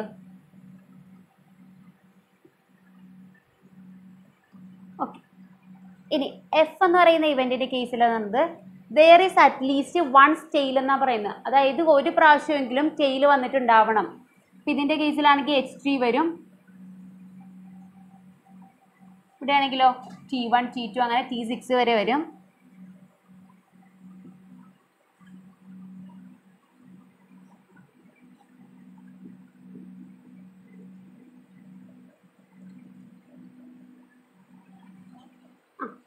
ഇത്ര മാത്രമല്ലേ ഉള്ളൂ. ഓക്കെ, ഈ ഇൻ്റർസെക്ഷൻ എഫ് ആദ്യം എഴുതും. അത് കഴിഞ്ഞിട്ട് കണ്ടീഷണൽ പ്രോബബിലിറ്റി കാൽക്കുലേറ്റ് ചെയ്യുക. അപ്പോൾ ഇതിൻ്റെ അത് കോമൺ ആയിട്ട് ഏതൊക്കെയാണ് ഉള്ളത്? T,5ഉം T,6ഉം ആണ് ഉള്ളത്.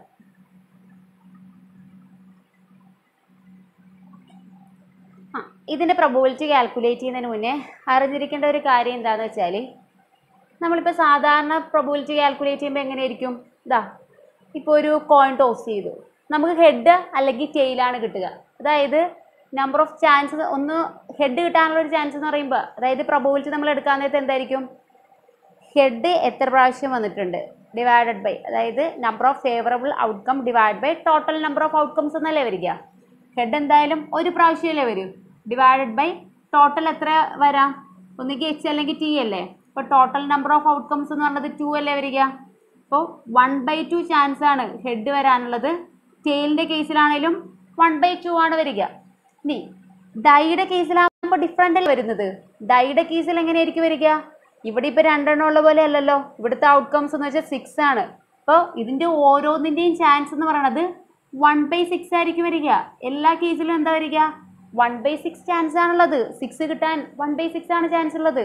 അതുപോലെ തന്നെ 3 കിട്ടാനായിട്ട് എത്ര വരിക? 1/6 ആണ് ചാൻസ് വരുന്നത്. ഓക്കെ, അപ്പോൾ ഈ കേസിൽ നമ്മൾ പ്രോബബിലിറ്റി കാൽക്കുലേറ്റ് ചെയ്യാൻ നേരത്ത് സാധാരണ നമ്മൾ എങ്ങനെ ചെയ്യുക? P of E is equal to എന്നും പറഞ്ഞിട്ട് എന്ത് ചെയ്യും? ഇത് കൗണ്ട് ചെയ്യും അല്ലേ. ഇപ്പോൾ എത്ര എണ്ണം ഉണ്ട്? 2 ഉണ്ട്. അപ്പോൾ 2 ഡിവൈഡ് ബൈ ടോട്ടൽ 8 ആണുള്ളത്. അപ്പോൾ 2/8, അതായത് 1/4 എന്ന് എഴുതും. ഈ രീതിയിൽ എഴുതരുത്, ഇത് തെറ്റാണ്. എങ്ങനെയാണ് ചെയ്യേണ്ടതെന്ന് വെച്ചാൽ P of E is equal to എങ്ങനെ കാൽക്കുലേറ്റ് ചെയ്യണമെന്ന് വെച്ചാൽ, ആദ്യം ടിയുടെ എത്ര ചാൻസ് വരിക? 1/2 ആണ് അല്ലേ. അപ്പോൾ 1/2 ഇൻറ്റു 5ന് എത്രയായിരിക്കും വരിക? 5 കിട്ടാനായിട്ട് 1/6 ആണ് അതിൻ്റെ ചാൻസ് എന്ന് പറയുന്നത് അല്ലേ. അപ്പോൾ 1/6 വെച്ച് മൾട്ടിപ്ലൈ ചെയ്യുക. അപ്പോൾ നമുക്ക് എത്ര കിട്ടുക? 1/12 എന്നാണ് വരിക. അതായത് ഈ ഒരെണ്ണം കിട്ടാനുള്ള ചാൻസ് 1/12 ആണ്. ഇതുപോലെ തന്നെയാണ് T,6 എന്ന് പറയുന്ന ഇവൻ്റ് വരാനും. അപ്പോൾ ഇത് രണ്ടും കൂടി ആഡ് ചെയ്യുക. അപ്പോൾ 1/12 പ്ലസ് 1/12 എന്ന് പറയുമ്പോൾ നമുക്ക് ആൻസർ 2/12 എന്നല്ലേ വരിക. അതായത് 1/6 ആണ് വരിക. അപ്പോൾ എഫിൻ്റെ കേസിലാണെങ്കിൽ എങ്ങനെയായിരിക്കും വരിക? ഇത് HT അല്ലേ.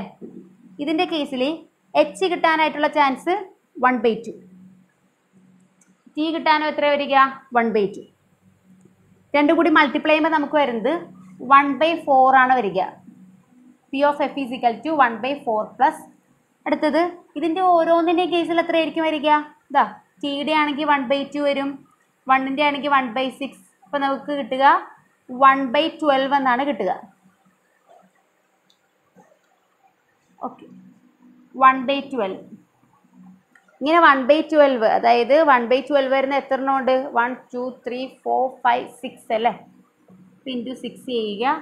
ഓക്കെ, ക്യാൻസലായി പോകും. 2. അപ്പോൾ ആൻസർ 1/4 പ്ലസ് 1/2 എന്നാണ് വരിക. അപ്പോൾ നമുക്ക് LCM ഒക്കെ എടുത്ത് ചെയ്യുകയാണെങ്കിൽ എന്തായിരിക്കും വരിക? 1 പ്ലസ് 2 ഡിവൈഡഡ് ബൈ 4, അതായത് 3/4 ആണ് P of F എന്ന് പറയുന്നത്. ഓക്കെ അല്ലേ. ഇനി നമുക്ക് കണ്ടുപിടിക്കേണ്ടത് കണ്ടീഷണൽ പ്രോബബിലിറ്റി ആണ്. അതായത് P of E given F is equal to P of E intersection F divided by P of F. നിങ്ങൾ ഈ ഒരു പ്രോബ്ലം ചെയ്ത് കഴിഞ്ഞാൽ പിന്നെ ഏത് രീതിയിലുള്ള പ്രോബ്ലംസും ചെയ്യാനായിട്ട് പറ്റും. ഓക്കെ, അപ്പോൾ ഇതിൻ്റെ കേസിൽ ഇൻ്റർസെക്ഷൻ കാൽക്കുലേറ്റ് ചെയ്തിട്ട് P of E intersection Fൻ്റെ പ്രോബബിലിറ്റി കാൽക്കുലേറ്റ് ചെയ്തിട്ടില്ല. എങ്ങനെയാണെന്ന് വെച്ചാൽ E intersection F is equal to ഇവിടെ 2,5 അല്ലേ. ഇതിൻ്റെ എത്രയാണ് നമ്മൾ പറഞ്ഞത്? ടിയുടെ ആണെങ്കിൽ 1/2 ചാൻസ്, 5 1/6. അപ്പോൾ 1/12 ആണ് വരിക. രണ്ടിൻ്റെയും 1/12 ആണ്. രണ്ടും കൂടി ആഡ് ചെയ്യുക. അപ്പോൾ നമുക്ക് 2/12 കട്ട് ചെയ്യുമ്പോൾ 1/6 തന്നെയാണ് കിട്ടുന്നത്. ഓക്കെ, ഇവിടെ വരിക 1/6 whole divide by P of F എന്ന് പറയുന്നത് 3/4 ആയിരുന്നു വന്നത്. ഓക്കെ, അപ്പോൾ 3/4 വരും. അപ്പോൾ ആൻസർ 1/6 ഇൻറ്റു 4/3 എന്നുള്ള രീതിയിൽ. കാര്യം ഡിവിഷൻ ആകുമ്പോൾ റെസിപ്രോക്കൽ എടുത്തു. അപ്പോൾ കട്ട് ചെയ്യാൻ നേരത്ത് 2/9 ആണ് ആൻസർ ആയിട്ട് വരിക. ആൻസർ എത്രയാണ്? 2/9.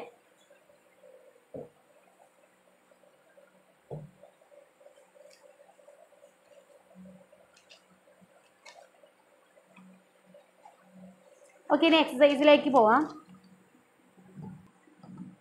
ഓക്കെ, എക്സസൈസ് ചെയ്യാൻ നേരത്ത് സിമ്പിളായിട്ടുള്ള ക്വസ്റ്റ്യൻസ് ആണുള്ളത്. അതായത് ഫസ്റ്റ് വൺ നമ്മൾ ആദ്യം ചെയ്തില്ല, എക്സാമ്പിൾ ചെയ്ത പോലെ തന്നെ പി ഓഫ് ഇ തന്നിട്ടുണ്ട്, പി ഓഫ് എഫ് തന്നിട്ടുണ്ട്, പി ഓഫ് ഇ ഇൻ്റർസെക്ഷൻ എഫും തന്നിട്ടുണ്ട്. എന്നിട്ട് ഇ ഗിവൺ എഫും അതുപോലെ തന്നെ പി ഓഫ് എഫ് ഗിവൺ ഇയുമാണ് കാൽക്കുലേറ്റ് ചെയ്യാനുള്ളത്. അതൊക്കെ ചെയ്യാവുന്നതേ ഉള്ളൂ.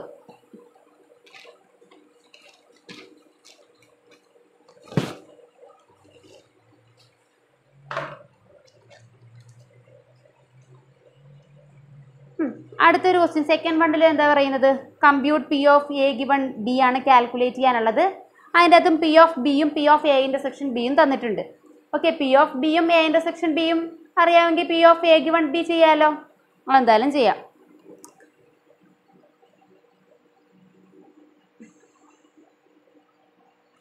ഫൈവ് ക്വസ്റ്റ്യൻസ് വരെ ആ രീതിയിലാണ് പറയുന്നത്. അതായത് 1 to 5 ക്വസ്റ്റ്യൻസ് എന്ത് ചെയ്യുക, ഓരോ വാല്യൂസ് തന്നിട്ടുണ്ട്, ജസ്റ്റ് സബ്സ്റ്റിറ്റ്യൂട്ട് ചെയ്താൽ മാത്രം മതി. അതിൽ ചില കേസിൽ എ ഇൻ്റർസെക്ഷൻ ബി കണ്ടുപിടിക്കാനായിട്ടുണ്ടാവും. അപ്പോൾ എ ഇൻ്റർസെക്ഷൻ ബി കണ്ടുപിടിക്കാനായിട്ട് തന്നിട്ടില്ലെങ്കിൽ എ യൂണിയൻ ബി എന്തായാലും, അതായത് P of A intersection B തന്നിട്ടില്ലെങ്കിൽ ക്വസ്റ്റ്യനിൽ P of A union B എന്തായാലും തന്നിട്ടുണ്ടാവും. നിങ്ങളൊരു ഓൾറെഡി ഒരു ഇക്വേഷൻ കഴിഞ്ഞ വർഷം പഠിച്ചിട്ടുണ്ട്. P of A union B is equal to P of A plus P of B minus P of A intersection B എന്ന് പഠിച്ചിട്ടില്ലേ? P of A plus P of B minus P of A intersection B. അപ്പോൾ ഇതിൽ substitute ചെയ്യണമെങ്കിൽ നമുക്ക് എന്തായാലും P of A union B കിട്ടിക്കും. ആ P of A union ബിയിൽ നിന്ന് P of A intersection B കിട്ടും. ആ ക്വസ്റ്റ്യൻ ചെയ്യാവുന്നേ ഉള്ളൂ. അപ്പോൾ ഇതെല്ലാം ചെയ്ത് നോക്കുക. അടുത്ത sixth one, determine P of E given F A coin is toss 3 times. അതായത് കോയിൻ ടോസ് ചെയ്തിരിക്കുന്ന 3 times ആണ്. ഇതിൻ്റെ കേസിൽ ഇയും എഫും തന്നിട്ടുണ്ട്. നേരത്തെ കേസിൽ എന്ന് പറയുമ്പോൾ നമ്മൾ ക്വസ്റ്റ്യനിൽ നിന്ന് മനസ്സിലാക്കിയെടുക്കണം ഏതാണ് ഇ ഏതാണ് എഫ് എന്നുള്ളത് നമ്മൾ മനസ്സിലാക്കിയെടുക്കണം. ഈ കേസിൽ നേരിട്ട് തന്നിട്ടുണ്ട്. അപ്പോൾ ഫസ്റ്റ് വൺ ഇങ്ങനെയാണ്. ഫസ്റ്റ് സബ് ഡിവിഷൻ ഇ തന്നിട്ടുള്ളത് head on the third toss. അതായത് തേർഡ് ടോസിൽ എന്ത് വരണം? ഹെഡ് വരണം. അതിൻ്റെ പ്രൊബബിലിറ്റിയാണ് കാൽക്കുലേറ്റ് ചെയ്യേണ്ടത്. ഓക്കെ, ഇനി എഫ് പറയുന്നത് അതായത് ഓൾറെഡി നടന്നിട്ടുണ്ടാവും എന്ന് നമ്മൾ പറയുന്ന ആ ഒരു കണ്ടീഷൻ, അതാണ് എഫ് എന്ന് പറയുന്നത്. അതേതെന്ന് വെച്ചാൽ heads on the first second toss. First second tosses, അതായത് ഫസ്റ്റും സെക്കൻഡും ടോസസിൽ എന്താണ്? ഹെഡാണ്. അങ്ങനെയാണെങ്കിൽ തേർഡ് ടോസിൽ ഹെഡ് വരാനുള്ള പ്രോബബിലിറ്റിയാണ് കാൽക്കുലേറ്റ് ചെയ്യേണ്ടത്. പറഞ്ഞാൽ മനസ്സിലായോ? അതായത് നടന്നിട്ടുണ്ട് എന്ന് കരുതുന്ന ആ ഒരു ഇവൻ്റ് എന്ന് പറയുന്നത് ആദ്യത്തെയും രണ്ടാമത്തെയും ഫസ്റ്റ് സെക്കൻഡ് ടോസസിൽ ഹെഡാണ് വന്നിട്ടുള്ളത്. കണ്ടുപിടിക്കേണ്ടത് തേർഡ് ടോസിൽ ഹെഡ് വരാനുള്ള പ്രോബബിലിറ്റി. ഓക്കെ, അപ്പോൾ അത് കാൽക്കുലേറ്റ് ചെയ്തുകൂടെ? അതെങ്ങനെ ചെയ്യുക? അപ്പോൾ ഇ എന്ന് പറയുമ്പോൾ എന്തായിരിക്കും വരിക? ഇവിടെ പറയുന്നത് heads on the third toss എന്നല്ലേ പറയുന്നത്. ആദ്യം സാമ്പിൾ സ്പേസ് എഴുതാം. സാമ്പിൾ സ്പേസ് എങ്ങനെ എഴുതുക? ഒന്നെങ്കിൽ 3 ഹെഡായിരിക്കും, അല്ലെങ്കിൽ 2 ഹെഡ് 1 ടെയിൽ, അല്ലെങ്കിൽ 1 ടെയിലും 2 ഹെഡും ആകാം. അല്ലെങ്കിൽ ആദ്യത്തെ ഹെഡ്, രണ്ടാമത്തെ ടെയിൽ, മൂന്നാമത്തേത് ഹെഡ് തന്നെ വരാം. അല്ലെങ്കിൽ നേരെ തിരിച്ചു ആവാം. അല്ലെങ്കിൽ എന്ത് വരാം?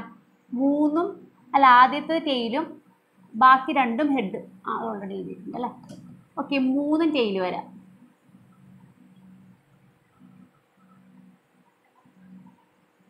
വേറെ ഏത് വരാം?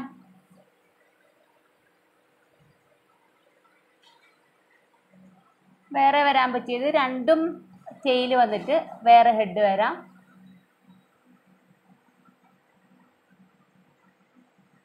ആദ്യത്തെ ഹെഡും 2 ടെയിൽ വരാം. ഓക്കെ, അപ്പോൾ സാമ്പിൾ സ്പേസിൽ ഇത്രയാണ് വരിക. ഓക്കെ, ഇനി എന്താ ചെയ്യേണ്ടത്? ഇവിടെ എ എന്ന് പറയുന്ന ഇ എന്ന് പറയുന്ന ഇവന്റ് എന്താന്ന് വെച്ചാൽ മൂന്നാമത്തത് ഹെഡ് വരണമെന്നാണ് പറഞ്ഞിരിക്കുന്നത് അല്ലേ? ഹെഡ് ഓൺ ദ തേർഡ് എന്നല്ലേ പറഞ്ഞിട്ടുള്ളത്? Head on the third toss ആണ് ഇ എന്ന് പറയുന്നത്.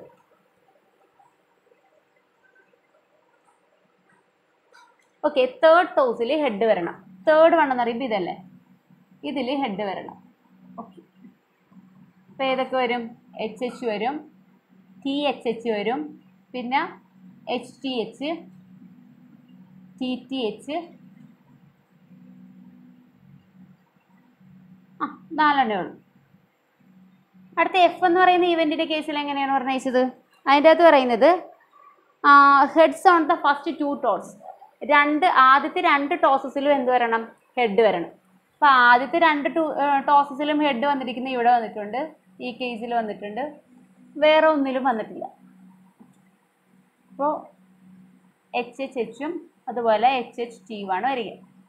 ഓക്കെ, അപ്പോൾ ഇതിൻ്റെ ഇൻ്റർസെക്ഷൻ എടുക്കുക. E intersection F is equal to common ആയിട്ട് ഇത് രണ്ടും ഉണ്ട് അല്ലേ, വേറെ ഒന്നും കോമൺ ആയിട്ടില്ല.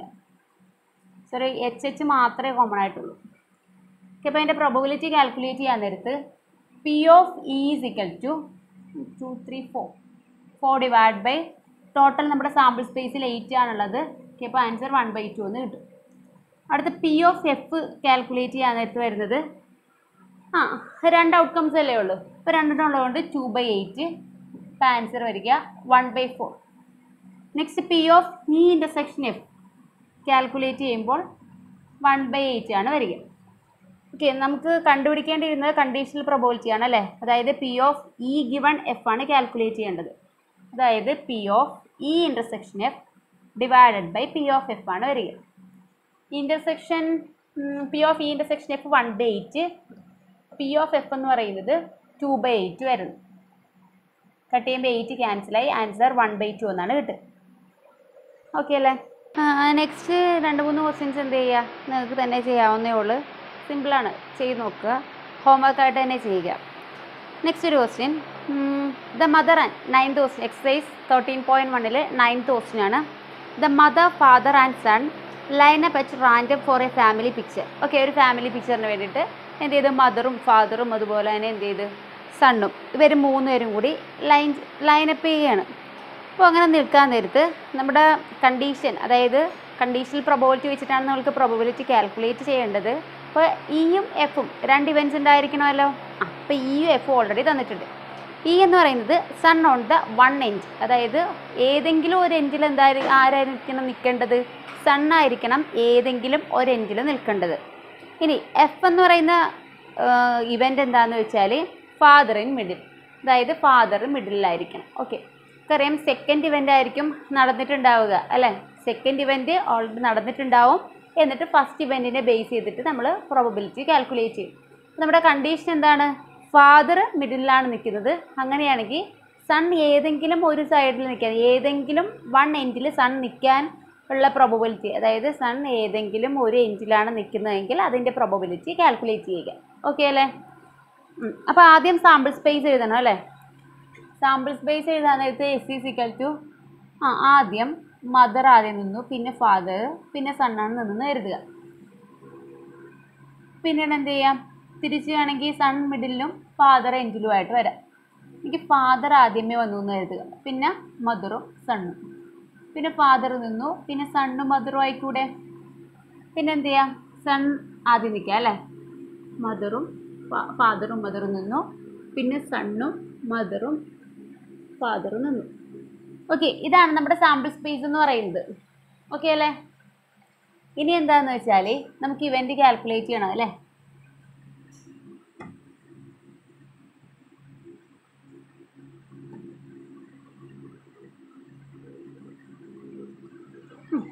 എങ്ങനെ ഇവൻറ്റ് കാൽക്കുലേറ്റ് ചെയ്യുന്നത് വെച്ചാൽ, അതായത് നമ്മുടെ ഇവൻറ്റ് എങ്ങനെ എഴുതണം എന്ന് വെച്ചാൽ, ആദ്യം പറഞ്ഞത് എന്തായിരുന്നു?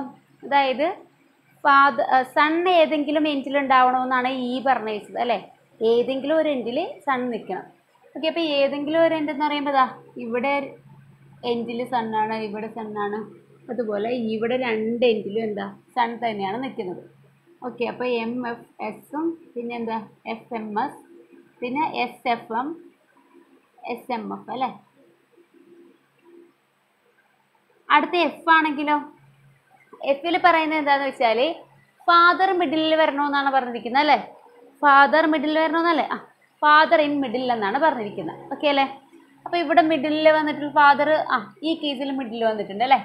പിന്നെ വേറെ ഏതെങ്കിലും മിഡിൽ വന്നിട്ടുണ്ടോ? ഇവിടെയും ഉണ്ട്. ഓക്കെ,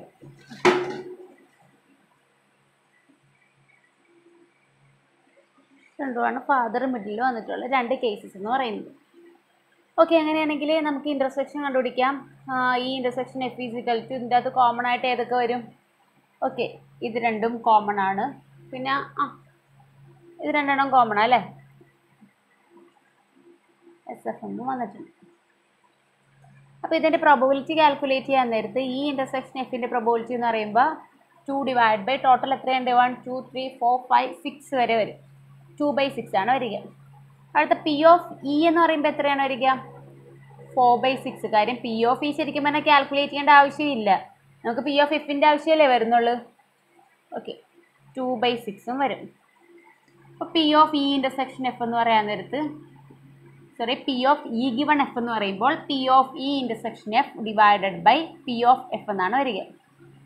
അതായത് ഇൻ്റർസെക്ഷനിൽ ഏതാ? 2/6 അല്ലേ? ഓക്കെ, എഫിലാണെങ്കിലും ഇൻ്റർസെക്ഷനും 2/6 ആണ്, പി ഓഫ് എഫും 2/6 ആണ് വരിക. ഓക്കെ, അപ്പോൾ ഇത് ക്യാൻസലായി പോയിട്ട് നമുക്ക് ആൻസർ എത്രയാണ് വരിക? 1 എന്നാണ് കിട്ടുന്നത്.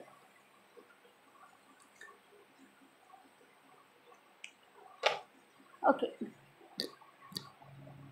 ഓക്കെ, എന്നാൽ അടുത്ത ക്വസ്റ്റ്യൻ ചെയ്യാം. അടുത്ത ക്വസ്റ്റ്യൻ എന്താണെന്ന് വെച്ചാൽ 10th question, a black and red die are rolled. Find the conditional probability of obtaining a sum greater than 9 given that the black die resulted in a 5. Okay, അതായത് ഇവിടെ പറഞ്ഞിരിക്കുന്ന രണ്ട് ഡൈസ് ഉണ്ട് അല്ലേ? ബ്ലാക്കും ഉണ്ട് റെഡും ഉണ്ട്. ആ രണ്ട് ഡൈസ് ആണുള്ളത്. അതിൽ കണ്ടീഷൻ പറയുന്ന ഗിവൺ ദാറ്റ് എന്ന് പറഞ്ഞ് തരുന്നതായിരിക്കും നമ്മുടെ കണ്ടീഷൻ എന്ന് പറഞ്ഞേച്ചായിരുന്നു അല്ലേ? അപ്പോൾ ഇവിടെ ഗിവൺ ദാറ്റ് എന്ന് പറഞ്ഞ് തന്നേച്ച എന്താണ്? ബ്ലാക്ക് ഡൈ റിസൾട്ടഡ് ഇൻ 5 എന്നാണ് പറഞ്ഞിരിക്കുന്നത്. എന്താണ്? ബ്ലാക്ക് ഡൈ റിസൾട്ടഡ് ഇൻ 5 എന്നാണ് പറയുന്നത്. ഓക്കെ, അതായത് ബ്ലാക്ക് ഡൈ ഇപ്പോൾ ഏതിലായിരിക്കും വന്നിട്ടുണ്ടാവുക? ബ്ലാക്ക് ഡൈ റിസൾട്ട് ചെയ്തിരിക്കുന്ന ഏതായിരിക്കും കിട്ടിയിട്ടുള്ളത്? 5 ആണ് വന്നിട്ടുള്ളത്. ഓക്കെ അല്ലേ? ഇനി റെഡ് ഡൈയുടെ കാര്യം പറയുന്നില്ല. അപ്പോൾ റെഡ് ഡൈ ഏത് വരെ വരാം? 1 തൊട്ട് 6 വരെയുള്ള ഏത് നമ്പർ വേണേലും ആകാം. ഇനി പറയുന്ന പ്രോബബിലിറ്റി ഏതാണ് കാൽക്കുലേറ്റ് ചെയ്യേണ്ടതെന്ന് വെച്ചാൽ, അതായത് നമ്മുടെ ഫസ്റ്റ് ഇവൻ്റ് ഏതാണെന്ന് വെച്ചാൽ ഇവിടെ പറയുന്നത് find the conditional probability of obtaining a sum greater than 9. അതായത് ഈ ബ്ലാക്ക് ഡൈയും അതുപോലെ തന്നെ റെഡ് ഡൈയും ഒക്കെ നമ്മൾ എന്ത് ചെയ്യും? ഈ റോൾ ചെയ്യാൻ നേരത്ത് കിട്ടുന്ന ഔട്ട്കംസിൻ്റെ സം എന്ന് പറയുന്നത് 9നേക്കാൾ ഗ്രേറ്റർ ആയിരിക്കും എന്നാണ് പറഞ്ഞത്. ഓക്കെ അല്ലേ? അപ്പോൾ ചെയ്യാലോ.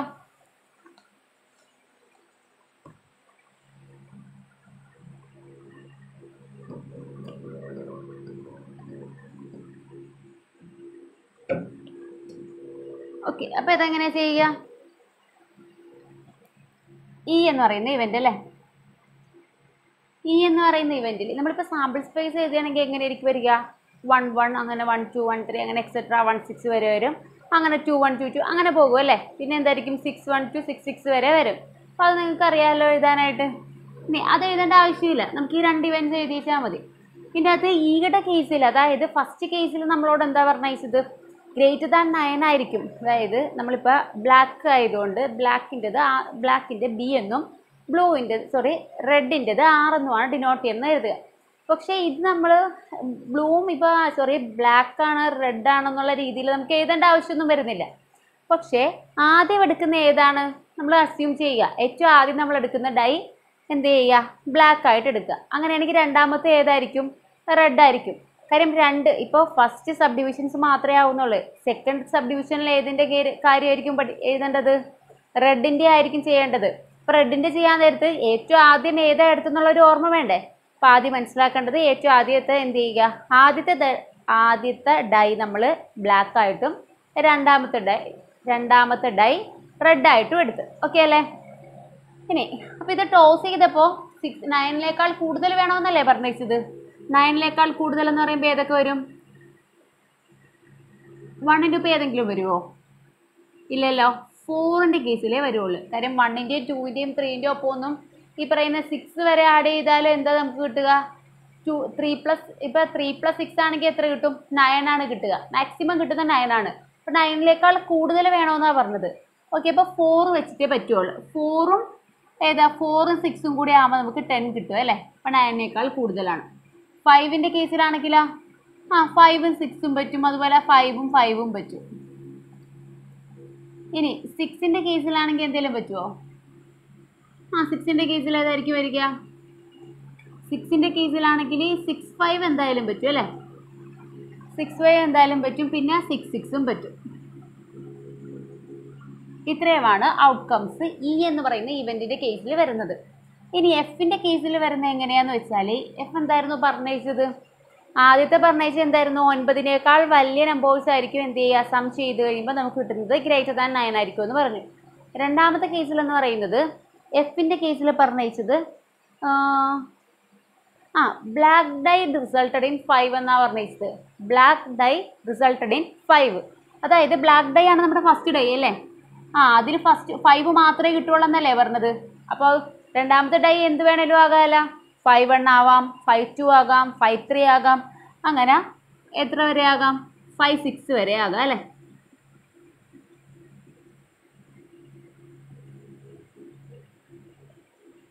ഓക്കെ, ഇനി ഇന്റർസെക്ഷൻ കാൽക്കുലേറ്റ് ചെയ്യണം. അപ്പോൾ ഈ ഇന്റർസെക്ഷൻ എഫ് ഈക്വൽ ടു എന്തായിരിക്കും വരിക? ഇതിനകത്ത് ഏതൊക്കെയാണ് കോമൺ ആയിട്ടുള്ളത്? എന്തായാലും ഒരു കാര്യം അറിയാം, സ്റ്റാർട്ടിങ് ആദ്യം 5 ഉള്ളത് മാത്രം നോക്കിയാൽ മതി, ബാക്കിയുള്ളതൊന്നും നോക്കണ്ടല്ലോ. ഓക്കെ, അപ്പോൾ 5 6ഉം അതുപോലെ 5 5ഉം ഉണ്ട്, ഇവിടെ ഉണ്ട് 5 6ഉം 5 5. അപ്പം അത് മാത്രമേ കോമൺ ആയിട്ട് ഇവിടെ വരുന്നുള്ളൂ. ഓക്കെ, അപ്പോൾ ഇതിൻ്റെ പ്രോബബിലിറ്റി കാൽക്കുലേറ്റ് ചെയ്യാൻ നേരത്ത് 2 ഡിവൈഡഡ് ബൈ എത്രയായിരിക്കും വരിക? 36 ആണ് വരിക. ഈ പി ഓഫ് എഫ് ആണെങ്കിലോ, പി ഓഫ് എഫ് ആണെങ്കിൽ 1 2 3 4 5 6 അല്ലേ വന്നിരിക്കുന്നത്. അപ്പോൾ 6 ഡിവൈഡഡ് ബൈ 36 ആണ് വരിക. P of E intersection E given F is equal to intersection F എന്ന് പറയുമ്പോൾ 2/36 divided by P of F എന്ന് പറയുമ്പോൾ 6/36 ആണ് വരിക. ക്യാൻസൽ ആയിപ്പോയി 2/6 എന്ന് വരും. അതായത് നമുക്ക് ആൻസർ എത്ര കിട്ടുക? 1/3 ആണ് കിട്ടുക. ഓക്കെ അല്ലേ? സിമ്പിളായിട്ട് ചെയ്യാമല്ലോ.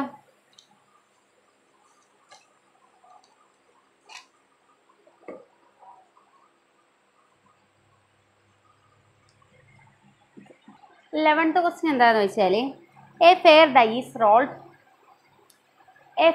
Is rolled consider events E തന്നിട്ടുണ്ട്. ഇ എന്ന് പറഞ്ഞ സെറ്റ് 1 3 5, എഫ് 2 3, ജി 2 3 4 5 അങ്ങനെ സെറ്റ് തന്നിട്ടുണ്ട്. എന്നിട്ട് find P of E union F given G and P of E intersection F given G ആണ് കാൽക്കുലേറ്റ് ചെയ്യേണ്ടത്.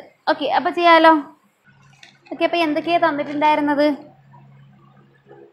പി ഓഫ് ഇ തന്നിട്ടുണ്ടല്ലേ, 1 3 5, 1 3 5. എഫ് ആണെങ്കിലോ 2ഉം 3ഉം ആണുള്ളത്. ജി ആണെങ്കിൽ 2 3 4 5 ആണുള്ളത്. ഓക്കെ, കാൽക്കുലേറ്റ് ചെയ്യേണ്ടത് ഏതൊക്കെയാണെന്ന് വെച്ചാൽ, ഒന്ന് P of E union F given G, second one P of E intersection F given G ആണ് വരിക.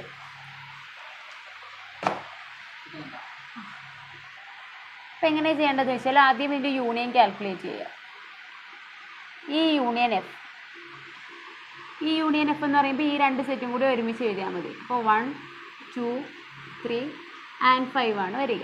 ഓക്കെ, ഇനി ഫസ്റ്റ് വൺ എങ്ങനെ ചെയ്യണമെന്ന് വെച്ചാൽ, P of E union F intersection given G ആണ് കാൽക്കുലേറ്റ് ചെയ്യേണ്ടത്. സാധാരണ നമ്മൾ എങ്ങനെ ചെയ്യുക? ഇപ്പോൾ ഇ ബൈ ജി ആയിരുന്നെങ്കിൽ എന്ത് വന്നേനെ? ഇത് രണ്ടിൻ്റെയും ഇൻ്റർസെക്ഷൻ എടുത്തേനെ, എന്നിട്ട് പി ഓഫ് ജി വെച്ചിട്ട് ഡിവൈഡ് ചെയ്തേനെ. അതുപോലെ തന്നെ P of E union F intersection G divided by P of G calculate ചെയ്താൽ മതി. ഓക്കെ, അപ്പോൾ E union F intersection G ആദ്യം കണ്ടുപിടിക്കണം. ഓക്കെ, അപ്പോൾ എന്താ ചെയ്യേണ്ടതെന്ന് വെച്ചാൽ, ഇതാ 2 3 and 5 എന്ന് വരും. ഓക്കെ, അപ്പോൾ അതിൻ്റെ പ്രോബബിലിറ്റി കാൽക്കുലേറ്റ് ചെയ്യാൻ നേരത്ത് 3 ഡിവൈഡഡ് ബൈ 6 ആണ് വരിക. കാര്യം 6 എന്ന് എങ്ങനെയാണെന്ന് വെച്ചാൽ, ഇവിടെ 6 എലമെൻറ്റ്സ് ആണുള്ളത്. ഒന്ന് കൗണ്ട് ചെയ്ത് നോക്കിക്കഴിഞ്ഞാൽ മനസ്സിലാവും. ഓക്കെ, അടുത്തത് പി ഓഫ് ജി കാൽക്കുലേറ്റ് ചെയ്യണം. ജിയിൽ എത്ര എലമെൻറ്റ്സ് ഉണ്ടായിരുന്നു? 4 എലമെൻറ്റ്സ്. അപ്പോൾ 4/6 വരും. ഇവിടെ സബ്സ്റ്റിറ്റ്യൂട്ട് ചെയ്യാൻ നേരത്ത് 3/6/4/6, 6 6 ക്യാൻസൽ ആയിപ്പോയി 3/4 ആണ് ആൻസർ വരിക. ഓക്കെ, നമുക്കെന്നാൽ സെക്കൻഡ് സബ്ഡിവിഷൻ നോക്കാം. സെക്കൻഡ് സബ്ഡിവിഷനോട് ക്വസ്റ്റ്യൻ എഴുതിയിട്ടുണ്ടായിരുന്നു. P of E intersection F given by G.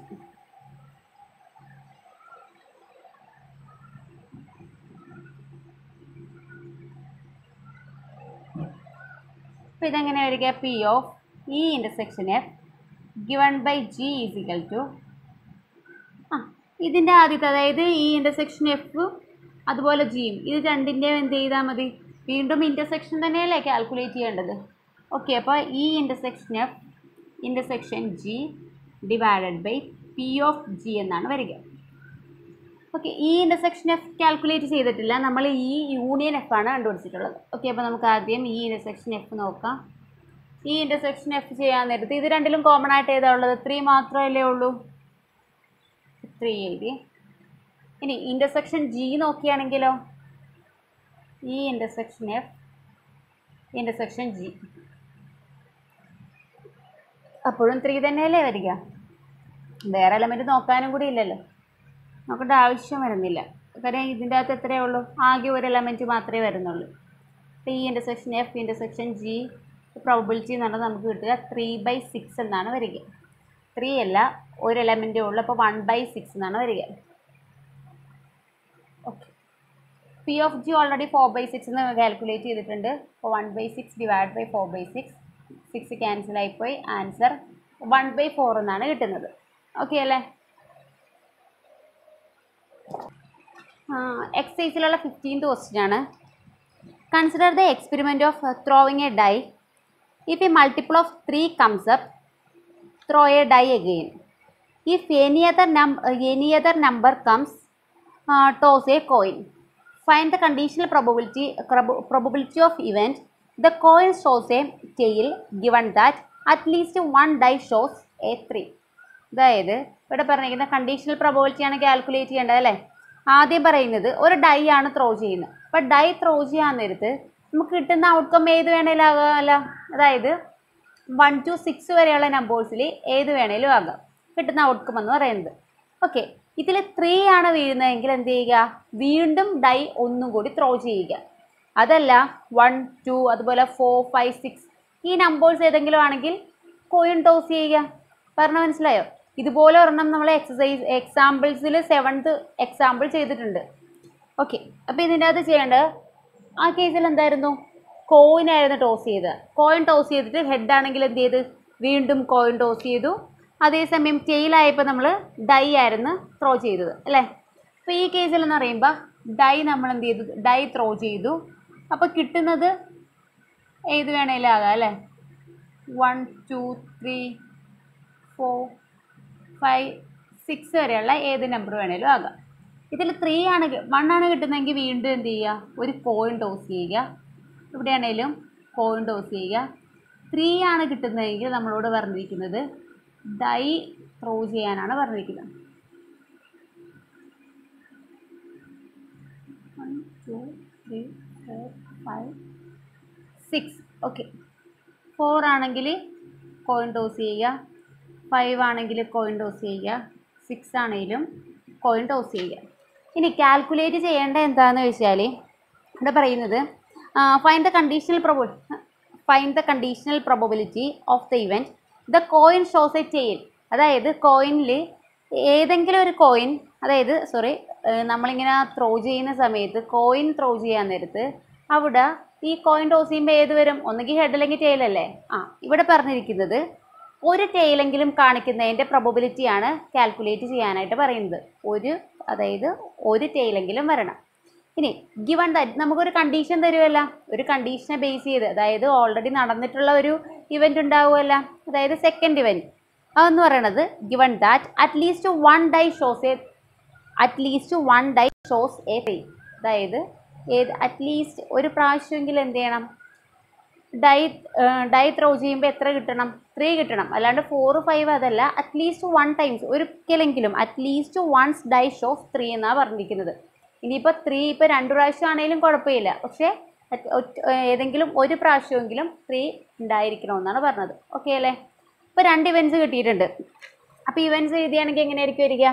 E എന്ന് പറയാൻ നേരത്ത് കോയിൻ ത്രോ ചെയ്യാൻ നേരത്ത് നമുക്ക് എന്ത് കിട്ടണമെന്നാണ് പറഞ്ഞത്?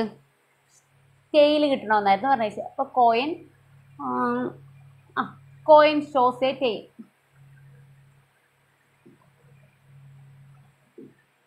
അടുത്ത എഫ് എന്ന് പറയുന്ന ഇവന്റ് എന്ന് പറഞ്ഞാൽ എന്തായിരുന്നു? ആദ്യത്തേൽ പറഞ്ഞു കോയിൻ ഷോസ് ടെയിൽ എന്നാണ് പറഞ്ഞത്, എ ടെയിൽ. അടുത്ത എഫ് എന്ന് പറയുന്ന ഇവന്റ് എന്ന് പറയുന്നത് ഓൾറെഡി നടന്നിട്ടുണ്ടെന്ന് നമ്മൾ പറഞ്ഞത്. അതേതായിരുന്നു? At least one die shows 3. Okay, അപ്പോൾ എങ്ങനെയാണ് ചെയ്യേണ്ടതെന്ന് വെച്ചാൽ ആദ്യം നമ്മൾ സാമ്പിൾ സ്പേസ് ചെയ്തണ്ടേ. അപ്പോൾ ഇവിടുന്ന് ഏതൊക്കെയാണ് കിട്ടുക? 1h എന്ന് പറയുന്ന ഒരു ഔട്ട്കം ഉണ്ടാവും. ഇവിടെയാണെങ്കിൽ 1t, ഇവിടെ 2h, 2t, ഇവിടുത്തെ എങ്ങനെ എഴുതുക? 3-1, 3-2, 3-3, 3-4, 3-5, 3-6. ഇവിടെയാണെങ്കിൽ 4h, 4t അല്ലേ. ഈ കേസിലാണെങ്കിലോ 5hഉം 5tയും വരും. ഇവിടെ 6h, 6tയുമാണ് വരിക. ഓക്കെ, ഇത്രയും ഔട്ട്കംസ് ആണ് കിട്ടുന്നത്. ഓക്കെ, അപ്പോൾ എത്ര എണ്ണം ഉണ്ട്? 2, 3, 4, 5, 6, 7, 8, 9, 10, 11, 12, 13.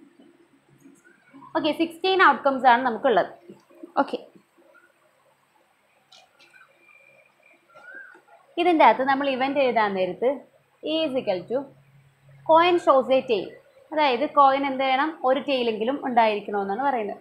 ഓക്കെ, അപ്പോൾ ഇവിടെ ടെയിലുള്ളത് എന്താ?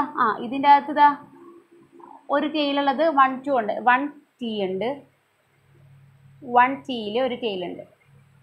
അടുത്തത് 2tയിൽ ഒരു ടെയിലുണ്ട്, 2t.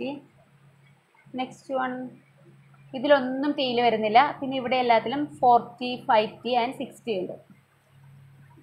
4t, 5t, 6t. Okay, അടുത്ത എഫ് എന്ന് പറയുന്ന ഇവന്റ് എങ്ങനെയാണ് പറഞ്ഞു വെച്ചാൽ അറ്റ്ലീസ്റ്റ് 1 ഡൈ ഷോസ് 3 എന്നല്ലേ പറഞ്ഞു വെച്ചത്. അതായത് ഡൈ എന്ത് ചെയ്യണം? ഒരു പ്രാവശ്യമെങ്കിലും 3 കാണിക്കുന്നതാണ് പറഞ്ഞത്. അതായത് ത്രോ ചെയ്യുമ്പോൾ ഒരൊറ്റ പ്രാവശ്യമെങ്കിലും 3 ഉണ്ടായിരിക്കണം. ഇവിടെ നോക്കിക്കേ, ഇവിടെ 3-1, 3-2 ഇതിലൊക്കെ ഓരോ പ്രാവശ്യമില്ലേ? ഈ 3-3 അറ്റ് മോസ്റ്റ് എന്ന് പറഞ്ഞാൽ മാത്രമേ ഈ 3-3 എടുക്കാൻ പറ്റായികയുള്ളൂ. അതായത് ഇപ്പം അറ്റ്ലീസ്റ്റ് എന്ന് പറയുമ്പോൾ ഒരു പ്രാവശ്യമെങ്കിലും, അതായത് അതിൽ കൂടുതൽ ടൈംസും 3 വന്നാലും ഒരു പ്രശ്നവും ഇല്ല. അപ്പോൾ 3-3 എടുക്കാം. അതുപോലെ 3-6 വരെ എടുക്കാം. ബാക്കി ഒന്നിലും 3 വരുന്നുമില്ല. ഇപ്പോൾ 3-1, 3-2, 3-3, 3-4, 3-5, 3-6 വരെ വരും. ഓക്കെ, അപ്പോൾ നമുക്ക് P of E given F ആണ് കാൽക്കുലേറ്റ് ചെയ്യേണ്ടത്. അപ്പോൾ P of E intersection F divided by P of F. ഇതിൽ ഇൻ്റർസെക്ഷൻ കാൽക്കുലേറ്റ് ചെയ്യണ്ടേ? E intersection F is equal to, ഇതിൽ കോമൺ ആയിട്ട് ഒന്നുമില്ലല്ലോ. നോക്കിക്കഴിഞ്ഞാൽ ഇതിൻ്റെ അകത്ത് ഒന്നും കോമൺ ആയിട്ടില്ല. അപ്പം അതുകൊണ്ട് തന്നെ ഈ ഇൻ്റർസെക്ഷൻ എഫ് എന്ന് വെച്ചാൽ 0 ആണ്. അപ്പം അതിൻ്റെ പ്രൊബബിലിറ്റി എന്ന് പറഞ്ഞതും ഈ ഇൻ്റർസെക്ഷൻ എഫിൻ്റെ പ്രൊബബിലിറ്റി കാൽക്കുലേറ്റ് ചെയ്യുമ്പോൾ 0 കിട്ടുക. അപ്പോൾ ഈ കണ്ടീഷണൽ പ്രൊബബിലിറ്റിയുടെ ആൻസർ 0 ആയിട്ടാണ് വരിക. ഓക്കെ, അപ്പോൾ ഫസ്റ്റ് എക്സസൈസിലുള്ള ഓൾമോസ്റ്റ് കഴിഞ്ഞിട്ടുണ്ട്. ബാക്കി ചെയ്യാത്ത പ്രോബ്ലംസ് എല്ലാം ഹോംവർക്കായിട്ട് ചെയ്യുക. Thank you.